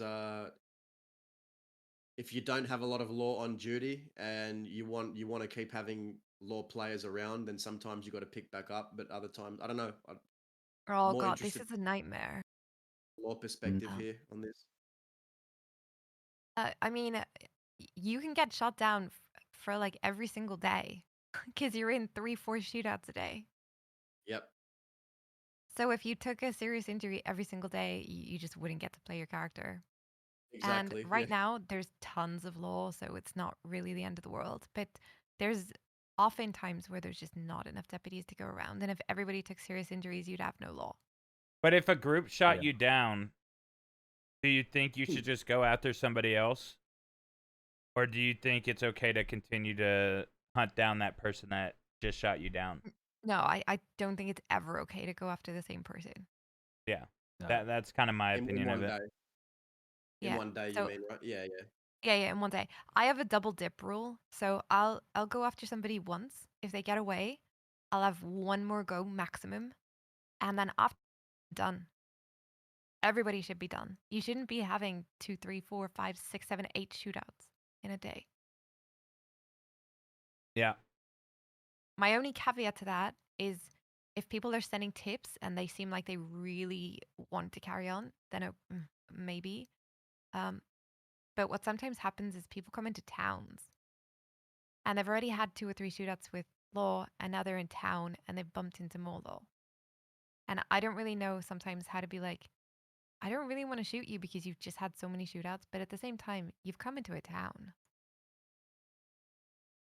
Yeah, but I that miss the olden days of deals. There used to right. always be like, this group is going to lay low for the day. This group is going to do this. This group's going to do that. They've given back some of their contraband, something like that, to stop law going after them. But no one really does that anymore. No, that's the shift with the standard that we're seeing in a lot of situations recently. Oh, another thing, the hostage meta, guys. Someone mentioned hostages and thoughts on Yeah. how seriously hostages get taken, or if are they used as like I mean what's the that's hostage died down. opinion from the law side? It was really bad for a time. It was a hostage every other day. I think you used to get up and see a hostage situation for a weapon back. But this is like in capping a hostage, criminals killing hostages, not on the hostage topic. More so okay. What do you feel about criminals killing hostages? Zip killed a bunch of hostages. I'm not going to discuss this. If the law doesn't give you what you want and you're threatening that life, you got to take it serious. You got to follow through or they won't take you serious, in my opinion. But, I mean, feel free. I didn't mean to, like, shut down your opinion of hostages. Feel free to continue. I was just saying the question was for that specific reason. I mean, on people shooting hostages down, I think it's as long as you don't treat that hostage as a bit of a punching bag, let's say there's a bit more to it, and you've not just picked them up, shot them, give them something at least, and there's a bit of weight because I never really see it. I never really see it at all. Hostages get shot down. I'm more than happy to make that decision where a hostage may get shot. But as long as it's done right, I'm personally okay with it, as long as everyone's enjoying themselves. Well, let's unpack that because I think what you were saying at the beginning, are hostages getting taken too much and used as a get out of jail free card? Do you think, or I think that was the insinuation of the question in chat as well. Like, are they just getting taken and used too much? I mean, it's sorry, you go, Scott. No, you go. You go. Like I say, it has died down quite a bit. There was a time where it was constant. Hostage, gun, hostage, gun, hostage. This guy come out. I need to let this person go. But we had to set a little bit of a stand. There was a time with Rabbit, and he came in with a hostage, and I think he wanted Laramie. We just said no. But yeah, it can be really hard to not give in.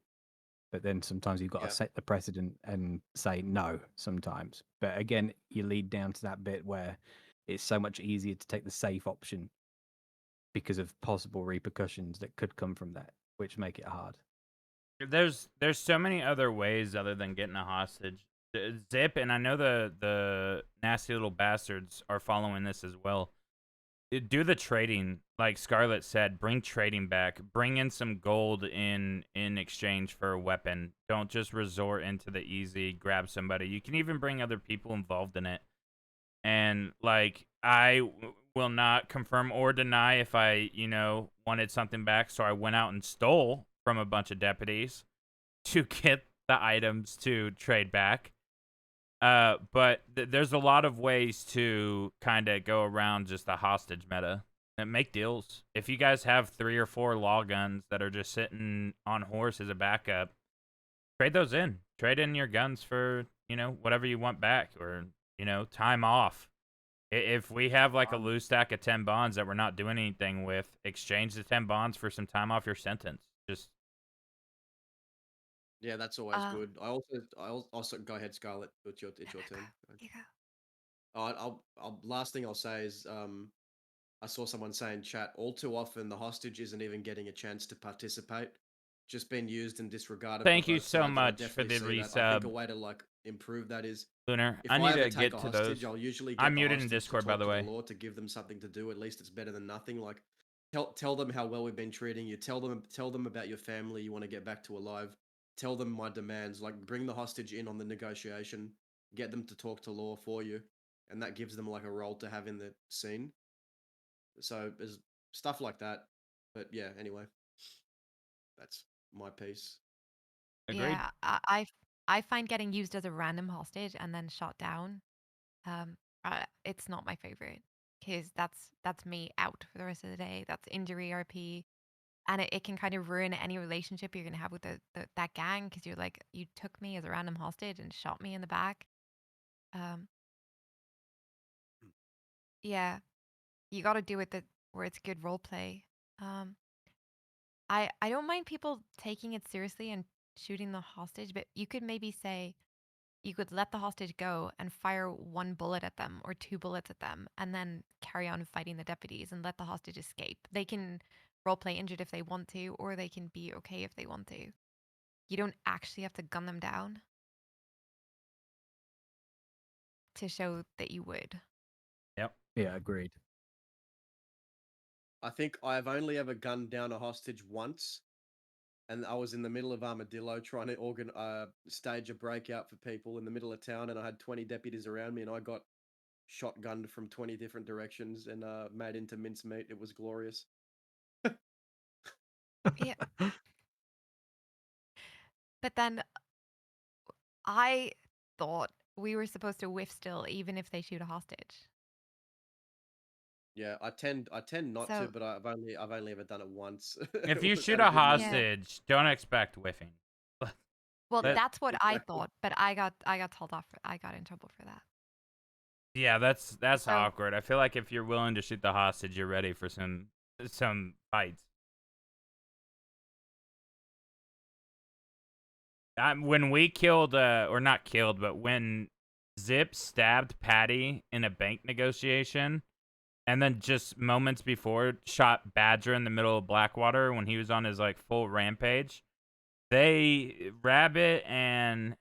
was Rabbit and Cronus's character, Connor Cronus, what was it, Rip? Rip Riley. Yeah, and they just opened up with shotguns, and I fully expected all of that to happen. Like, we weren't I think walking that's away fair. from that. Like, we just shot someone in the middle of the street. We stabbed someone in the bank. Like, we weren't getting away from that bank. Holly ran out. Holly saved her life by running out. They're fucking killing people. I forget what Holly said, but it was so fucking funny. They're stabbing people in there. Yeah, the hostage meta, just looking at a couple of comments in chat, it's really interesting, right? Because it has like waves. So people would be like, "Hey, can I have my gun back?" And you're like, "No." And then they come back and they've got one hostage and they say, "Okay, now give me my gun back." And if you give in, they're just you're just encouraging the meta. And if you don't, then you're the bad guy to literally everybody. But then deputies are putting their foot down, and then people would be like, "Fine, I've got 2 hostages. I've got 3 hostages. I've got 6 hostages." Right. And it felt really, really like play to win to be like, "How are you going to say no? I'm going to kill 6 people." So you just have to give in to people's demands. Yeah, instead of switching, like, oh, maybe if we offer them something, instead of just Yeah, going straight to, yeah. Or you could do yeah, what but Zip then did, and when Zoe doesn't return the gun, torture her for 3 months. but then I do think that deputies aren't really making deals, or criminals are coming with really small deals and expecting to get elephant rifles back in exchange for like 1 stolen Lancaster, things like that. Yeah, it has to be equal. The only time I feel like hostages would make sense is life for life, right? So, like, if you're in a breakout and you know it's gonna be a gunfight the second you get the release, so there's a chance you all go down for it. Like, there's that.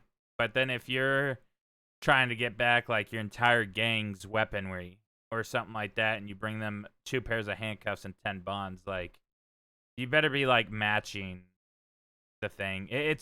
It's hard too, because as a criminal player, you don't know if that person that you are talking to negotiate this life for, or hostage or weapons or whatever, if this is the 5th gun she had to return today, and it's just overwhelmingly like, again and again and again and again, or every day this week there's been 10, like, I feel like that's how the breakout rule became a thing, is just Yeah. in 1 week it was just 30 fucking breakouts. So it got to the point where it was just enough, like, you break it. So it's kind of, as a criminal, you kind of have to be mindful of, like, without knowing in character or out of character, you have to kind of be mindful of how many people did this before I got here.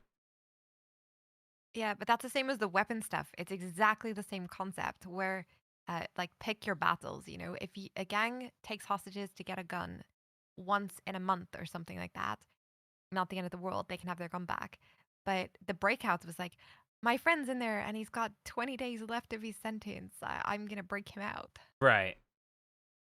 I also like how guns, if they're sentimental, they can be used to kind of alter the outlaw's decisions. Like with when Zoe got a hold of Isaac Quill's gun from Dazza, like and we made a Dazza was trying to get broken out, and then it actually got to a point where Dazza sent away the people trying to break him out because of the deal was so good because he cared about the gun, and like Zoe kind of Dude, used that to her advantage. that was the best deal I have ever made for a gun. Where it's like Really, your friends can break you out. Sure, they can break you out, but if you leave, I'm melting your fucking gun down. like Uh, melting The Isaac's gun. melting yeah, yeah. gun. That is That's what Zoe diabolical. said for a negotiation. She said, "You escape this transport now. I can't stop you, but I'm gonna And fuck you up like with that gun. I'm gonna melt it." she played the exact right move to mess with Dazza because that gun was so important to him. Like there was no way he wasn't going to accept the deal, but she knew that and used it like as a tool to. It's good. It's good story and good for negotiating power to like have these sentimental guns and maybe not necessarily chuck them in the furnace or like destroy them straight away, but hold them over the head of the outlaw and use it to drive more story. Yep. Like And a then lot more of Daza, that. you yes and handed me with that, and you went to prison. You didn't get broken Yep. out, and then Yep. I got back to the office and I said to be returned. Like you got your gun back. Yeah. That's it. It Mm, was like you've been so giving in that scene. Here's your reward. mm-hmm. Um, unrelated, someone just said in chat, I know this is mainly a Crim versus law discussion, but as a civilian, does anyone have any thoughts and things we can improve on? Because I don't play too hard on Civ, so I don't. What do you guys? It's hard to ask civs to improve on anything. They already have like their stories going on. It's just I feel like if you're playing a civ character, take what the law says seriously and take what, murderers say seriously. That's it. When you have crims that are like talking shit, saying, "Oh, you won't do anything. You're just like a shitty outlaw or wannabe outlaw," but that person has murders under his belt, like, come on, you're a civilian. Right? That like add into that fear RP, but also at the same time, don't take any shit from it. Like there's a way to handle it in a respectful way for both characters to walk away from it. I think there's nothing more demoralizing than like maybe trying to do a saloon robbery or you're robbing a stagecoach or a saloon or a place where civilians are, and all you really get is just sighs and eye rolls. It just feels like it's unwanted or unwelcome at times, but I'm not saying that's everyone, but it's happened a few times for sure. It happens. And you can just tell. I have a question back then to you, Painted Rose. What do you want from law and criminals as a save? That's a good one.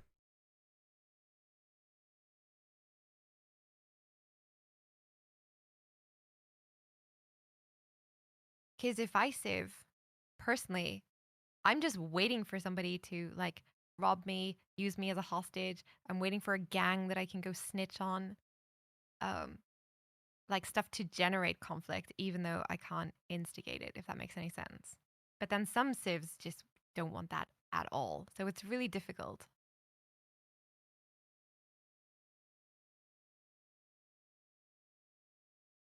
Yeah, the size and eye rules when you're talking to like a criminal and you're a civilian it's gonna do one of two things in my eyes. It means we're either gonna rob you, but more than likely when someone approaches it like that, I just won't have a story with you. I won't ever interact with that character.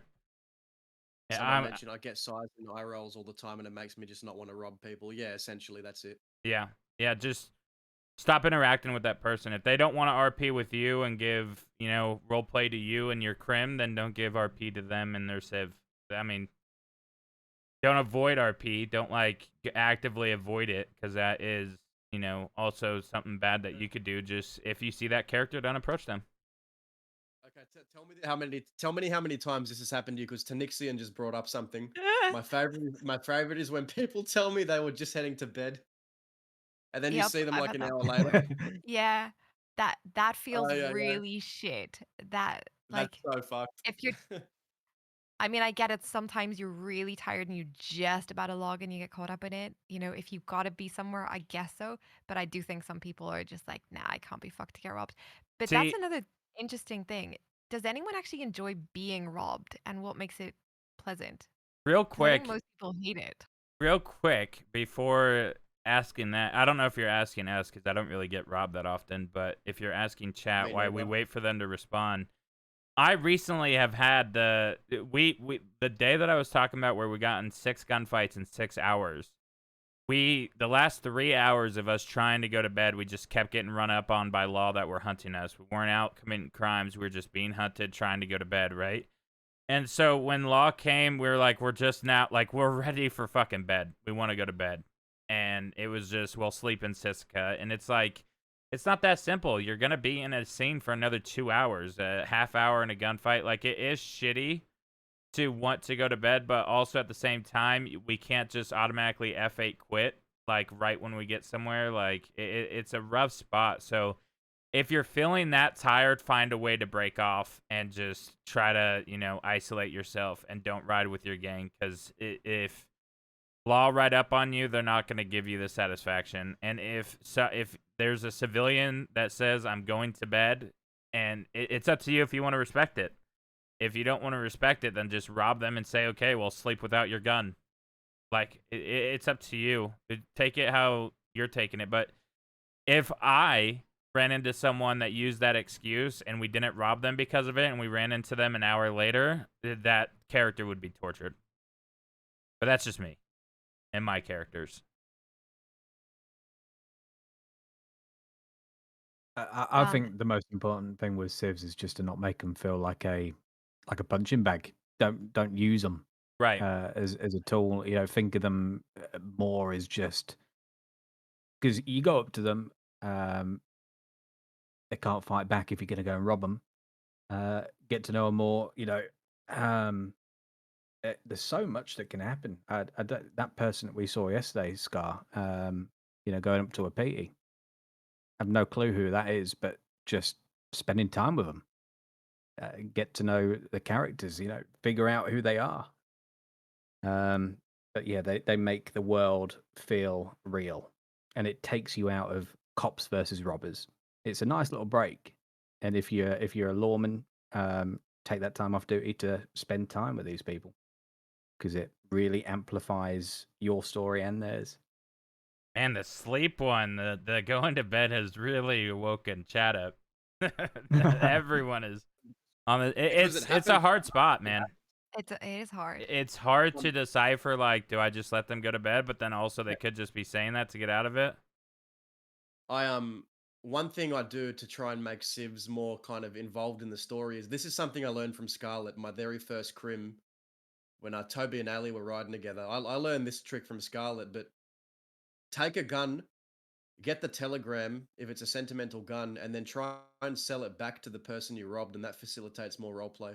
Yep. And I've done that for people. I try to do that a lot. Every saloon robbery or everything I try and do, like I try to get at least one sentimental gun from someone, and then try and sell it back to them. Organize a meetup, and that way they can either rat me out to law, they can bring friends, they can come to the negotiation and buy their gun back or respond however they want. Like, I will. Yeah. On that point, I will say every gun I have robbed with the telegram on it, I send a telegram out to them. Every single gun. Yeah, I think sometimes people don't realize that law can't be paying criminals to get their guns back. Like, as much as it's appreciated that you're reaching out about my sentimental gun you've stolen, I can't, on Zoe, go and pay a criminal for my gun. I'll get in shit for it. No, Zip used to give you so much shit for that, but Zip just ended up giving you a bunch of guns for free. I probably returned half of Zoe's armory. Yeah. Right, Beaver. Yeah, I don't know. People have been stealing my sentimental shit lately for no fucking reason, and it gets on my nerves. I don't mind being robbed. I'll get robbed every day, whatever. I don't care. But when you're stealing my $2,000 customized Navy or my Cattleman, whatever it is, to never see it again because you're all in black with your like masked up or something like that, that to me just feels like, what's the point? Yeah, drop hints of who you are. Yeah. Do stuff like that. Carry it with you into fights, so if you get arrested, then it goes back. Like, you know what I mean? Like, that's another thing. Do Do anything but put it on your horse saddlebag and it stays there forever. Do anything like but that. Yes. Say. If you rob someone for a personalized gun that they spent $3,000 on, make sure you have that shit on you, and get caught with it, and even let the law know, I stole that from so and so if you got their name. Just try to be mindful of that. I don't know how often you get the guns back if law are paying attention to, returning them. I know some do, but some might just put it away, forget to do it, or, they're wrapping up their RP session, so they ask someone else to do it, that gets forgotten. Either way, like, whenever Zip used to rob civilians, he used to say, like, you'll get it back, or every once in a while, go check with law, it'll be in their armory, something like that. But I have to get going, so can we do the last question and kind of start closing things down? If you guys want to continue without me, feel free. I'm just, I have to go talk to some people real quick before I get on the server. All good.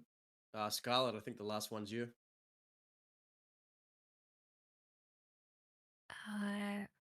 Is it this wrap up? Yeah. Yep. What's one thing you'd like criminal/law players to understand about your RP style? I'm the main character. Let my peacock wings fly. do you Main know? character syndrome. Okay, me personally, I want to know what you want because I'm trying to cater to it. If I think you want a jokey scene, I'll give you one. If you want a serious scene, I'll give you one. If you want to get away, I'll let you get away. Like, I'm pretty much open to facilitating whatever you have in mind. And I guess the more you make that clear, the more I can help you. Because sometimes I'm in a position on law where I'm like, I don't really know what the person wants out of this. Does that make sense? Yes, Yeah. I understand. Again, going on to the intentions. Yeah. When it comes to me, my RP style is I usually try and reciprocation. You know what I mean? Give what you get. You know what I mean? If I try and gauge what other people are going for as well, and then kind of reciprocate that, depending on the tone of the scene. But I'm usually out there. I just want to build story. Like I want people to challenge my character's ideals in meaningful ways that aren't just bullets, and I want to do the same for others. I want to add weight to stories. I don't want to be like, I'm not. Yeah, I'm just trying to just facilitate story and just I don't want to be like the pants dropping, banana peel slipping outlaw that just is a joke. I'm trying to take it seriously. Like I'm trying to do serious outlaw role play, and like yeah, just trying to add weight to things and make sure that the other person feels like they're having a good time. As long as the other person comes out feeling like that was fun, or that was like that scene really made me think about my character's morals, or like we debated morals, or whatever comes out of it, as long as it's interesting. I don't know. That's what I try and go for. Vitrich, thank you. Yeah, I mean, with me, if I'll speak just on St. John for now. I'll try and be your villain. I'm going to antagonize you if you're a criminal. I'm going to try and, if you're nice, I'll be nice. If you're horrible, well, I'll match. That's how I like to do things. I like to match, and we'll see where we go. In terms of gunfights, I really like jumping out at people, the talking in a gunfight, the hand-to-hand, getting that involved, jumping out at people in the trees, making it scary as much as I can. And I don't know, if you're in a gunfight, just know that probably you're gonna get away. So just remember that. And if you go and get caught because of the scene, like, you can kind of tell when someone wants to get caught. I don't know how to describe it, but you can kind of get the gauge. There's always a chance to get away if you think about how to do it.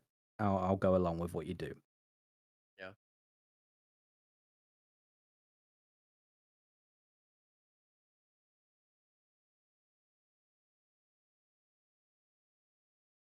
I find it okay to have some silly stuff, but it needs to be still believable and not just over the top ridiculous. Yeah, I mean, to be honest, I think like a lot of people, and I find that this comes from people that maybe only play Crim like once every 3 months, but some things can like some things that people do to get caught on their crims can be pretty funny, like a bit over the top. Um, Yeah, like if you're slipping on banana peels and you know every 2 seconds, it just takes me out of it, man, a little bit. Like just those types of things where it's like you know what I mean. You guys know what I'm talking about, like Yeah, I struggle with it too. I'm definitely on the serious side of stuff. Or yeah, if your character has one leg, traumatize your teammates by doing walk speed 20 for an entire gunfight. I remember that. And walk from fucking Aurora Basin to Strawberry. I gave up. That was one of my funnest times, was having to play on horseback because of MS-20. But before I pop out of here, if you guys want to wrap up all together and go hop on RP or whatever you guys want to do, but I think it's just match. Like kind of like my whole basis of this entire fucking podcast has been match the energy. Give what you want. Give what you want to get. Like if you want people to understand your RP style, just set an example of it. And try to set that same example with everybody. Don't choose favorites because they're your friends. Like, open yourself up for new avenues to get to know more people, have those kind of rivalries with more characters, and just open yourself up. Don't take your character too serious. And I think I think ego is the worst RP killer. And I think that's you're right. Out of character and in character egos is just the #1 roleplay killer of any RPer.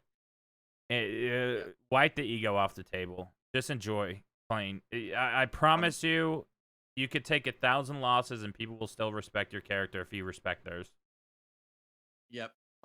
Last thing I'll say is, there's no worse feeling than when you're playing like an outlaw and you're trying to give someone like a really good, intricate, interesting scene, like a serious, intricate scene, and you feel like they're taking it as a joke, or they're not taking your character seriously, or you know it's treated as a joke when you're trying to like give it your all and make it interesting and intricate and like thought provoking. And in response, the response you get is like you kind of treat it as a joke. I think for outlaws, it's a pretty shit feeling to get that. 100%. It's just Yeah, don't give people RP that you wouldn't want to receive yourself. It's literally that simple. It is that simple. Yep. It literally, when you're in a complicated situation, just think how you would want the scene handled if you were in their shoes. It's And very easy to do. we're probably we're out of time, and it's definitely a topic I want to cover in a different podcast in the next one. But I think fear roleplay and how that's tackled and its prevalence on the server right now, or just the amount of fear roleplay, that'd be a good point to cover in the future. Like, Yeah, that would be a good how one. much of it, how much should be shown, how much this and that, like all that stuff would be good to cover in the future. Yeah, I think with all the questions about civilians, the next episode may be the Crim versus Civ or Lost Civ and Crim. But we'll for those not in the Discord, we will be posting suggestions of guests and stuff like that, topics, questions. We're gonna add a role to the Discord if you want to be a questionnaire, which means making up questions for future layouts of the podcast. Just if you guys are interested in seeing where this podcast goes, like I said, it's once a week, every week, Thursdays at the time we started today. Look at the stream. Look how long we've been live. That's what time we'll start next week. Sometimes, you know, people aren't going to make it, and we'll have, like, kind of co-hosts to come in and fill the spot of someone else. But please feel free to join the Discord. I don't know about the others, but I'll probably have a link to my Discord channel somewhere so you guys can join the Discord straight from there if we're offline. We're also going to have a separate YouTube channel, kind of just with the VODs of this. They'll still probably be on everyone's YouTube that uploads their VODs to YouTube's anyways, but we'll probably have a dedicated one just to check out the podcast, clean it up a little bit. But other than that, if anyone wants to make any closing statements or anything like that, I kind of got the thing. I'll post a link to the Discord right now, guys. If you're not in there, feel free to join. But yeah, closing statements. We'll go AzzaaG, Scarlet, Legends, and then I'll wrap it up. Okay. Well, thank you so much, guys, for being here. I kind of went all like YouTubey, like 2010 YouTubey there, like doing an intro. Welcome in, guys. How's Thank it you very going, guys? much. Welcome. Follow, like, subscribe. Yep. Hit the sub Ding button. dong that notification. No, I appreciate you guys so much. It's been a blast. I hope you all had a good time listening to this. It's been great to chat with you all, and yeah, I just love yapping, so it's great. It's very nice to talk to you out of character. This is the first time everyone saw it kind of live, except for the 30 minutes pregame, but it's nice to talk to you, AzzaaG. Yeah, right back at you. I'm gonna log in and probably try and gun you down next. I'm gonna NVL you since you don't mind us winning. It's Power Game Thursday Or today. not NVL. What is it? When you shoot them No right sound. away. Oh, Why am I blanking on this? Wait, It's like the Wait, number when one you rule in shoot straight roleplay. away.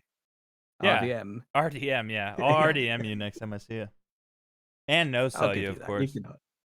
Yeah, you can do both of that. That's fine. Today's gonna be a hypocrite stream where I'm just gonna go against everything that I said in this episode when I get into character. But yeah, no, seriously. Thank you again for everyone being part of this. Scarlet, if you want to do a closing statement real quick, and then Legends, and wrap it up. yeah. I just want to say thank you to everyone in chat for all the questions. I know that we didn't get to answer a lot of them, but I've been reading it this entire time, and all of it will be kind of looked at. And hopefully, when we carry on doing this, we'll be able to go into those things in more detail. And also, if there's anything that I can do personally to make scenes better for you, or my DMs are always open. So please feel free. Yeah, it was great to chat. I think going forward, the aim will be to have like one new guest every week. So we don't want it to be an echo chamber of just the same opinions and same thoughts. We actually want to get in these like podcasts. We want to get someone, we want people with that main Crim. We want people that main law. We want people that main a civ. We want people that main vigilantes. We want someone from every faction to have a voice, and like, so we can get every kind of side of it. So that'll be an important thing going forward. Yeah, one new guest every week, and we'll try and we'll make sure that there's at least one voice from every faction present at all times. So that'll be fun. Always love a good chat with amazing people, and yeah, cheers for the questions. We'll get to them soon next time, and yeah, that's about it from me.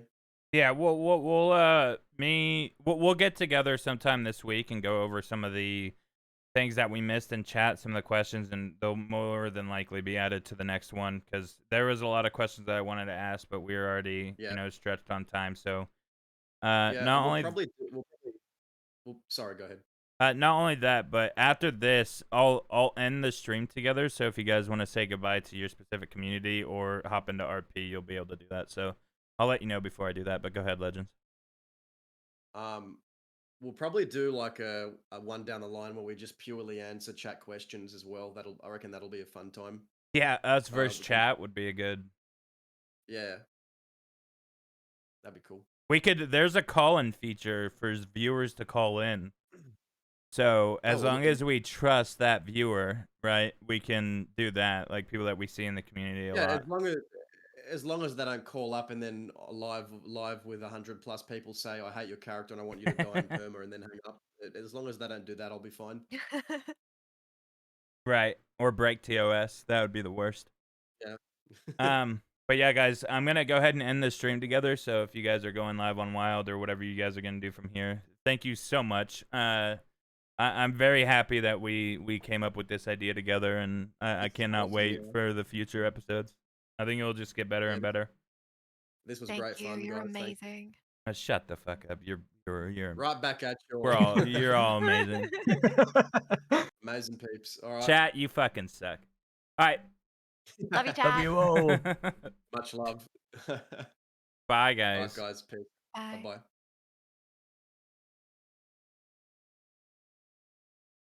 All right, guys. Now that we are alone here, I am going to be ending stream. I have to get. Oh, hold on. Wait, hold on. Oh, Sorry, you I'm might in still be on my Discord. screen. Give me one second. Yeah. All right. Now we're alone. Now we're alone. I am gonna be ending stream for a little bit. I will be back later to hop on Wild. I think Chick gets out today. I'm not sure.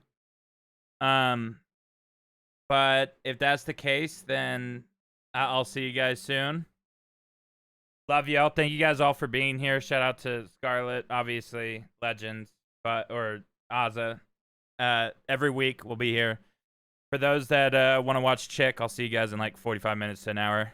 I should have asked if any of them are going to be staying live or not, but I'm just going to end. Go check them out if they're staying live. I don't know who to raid. I feel awkward raiding one and not all, so I'm just going to end it. Love y'all. Thank y'all. See you guys soon.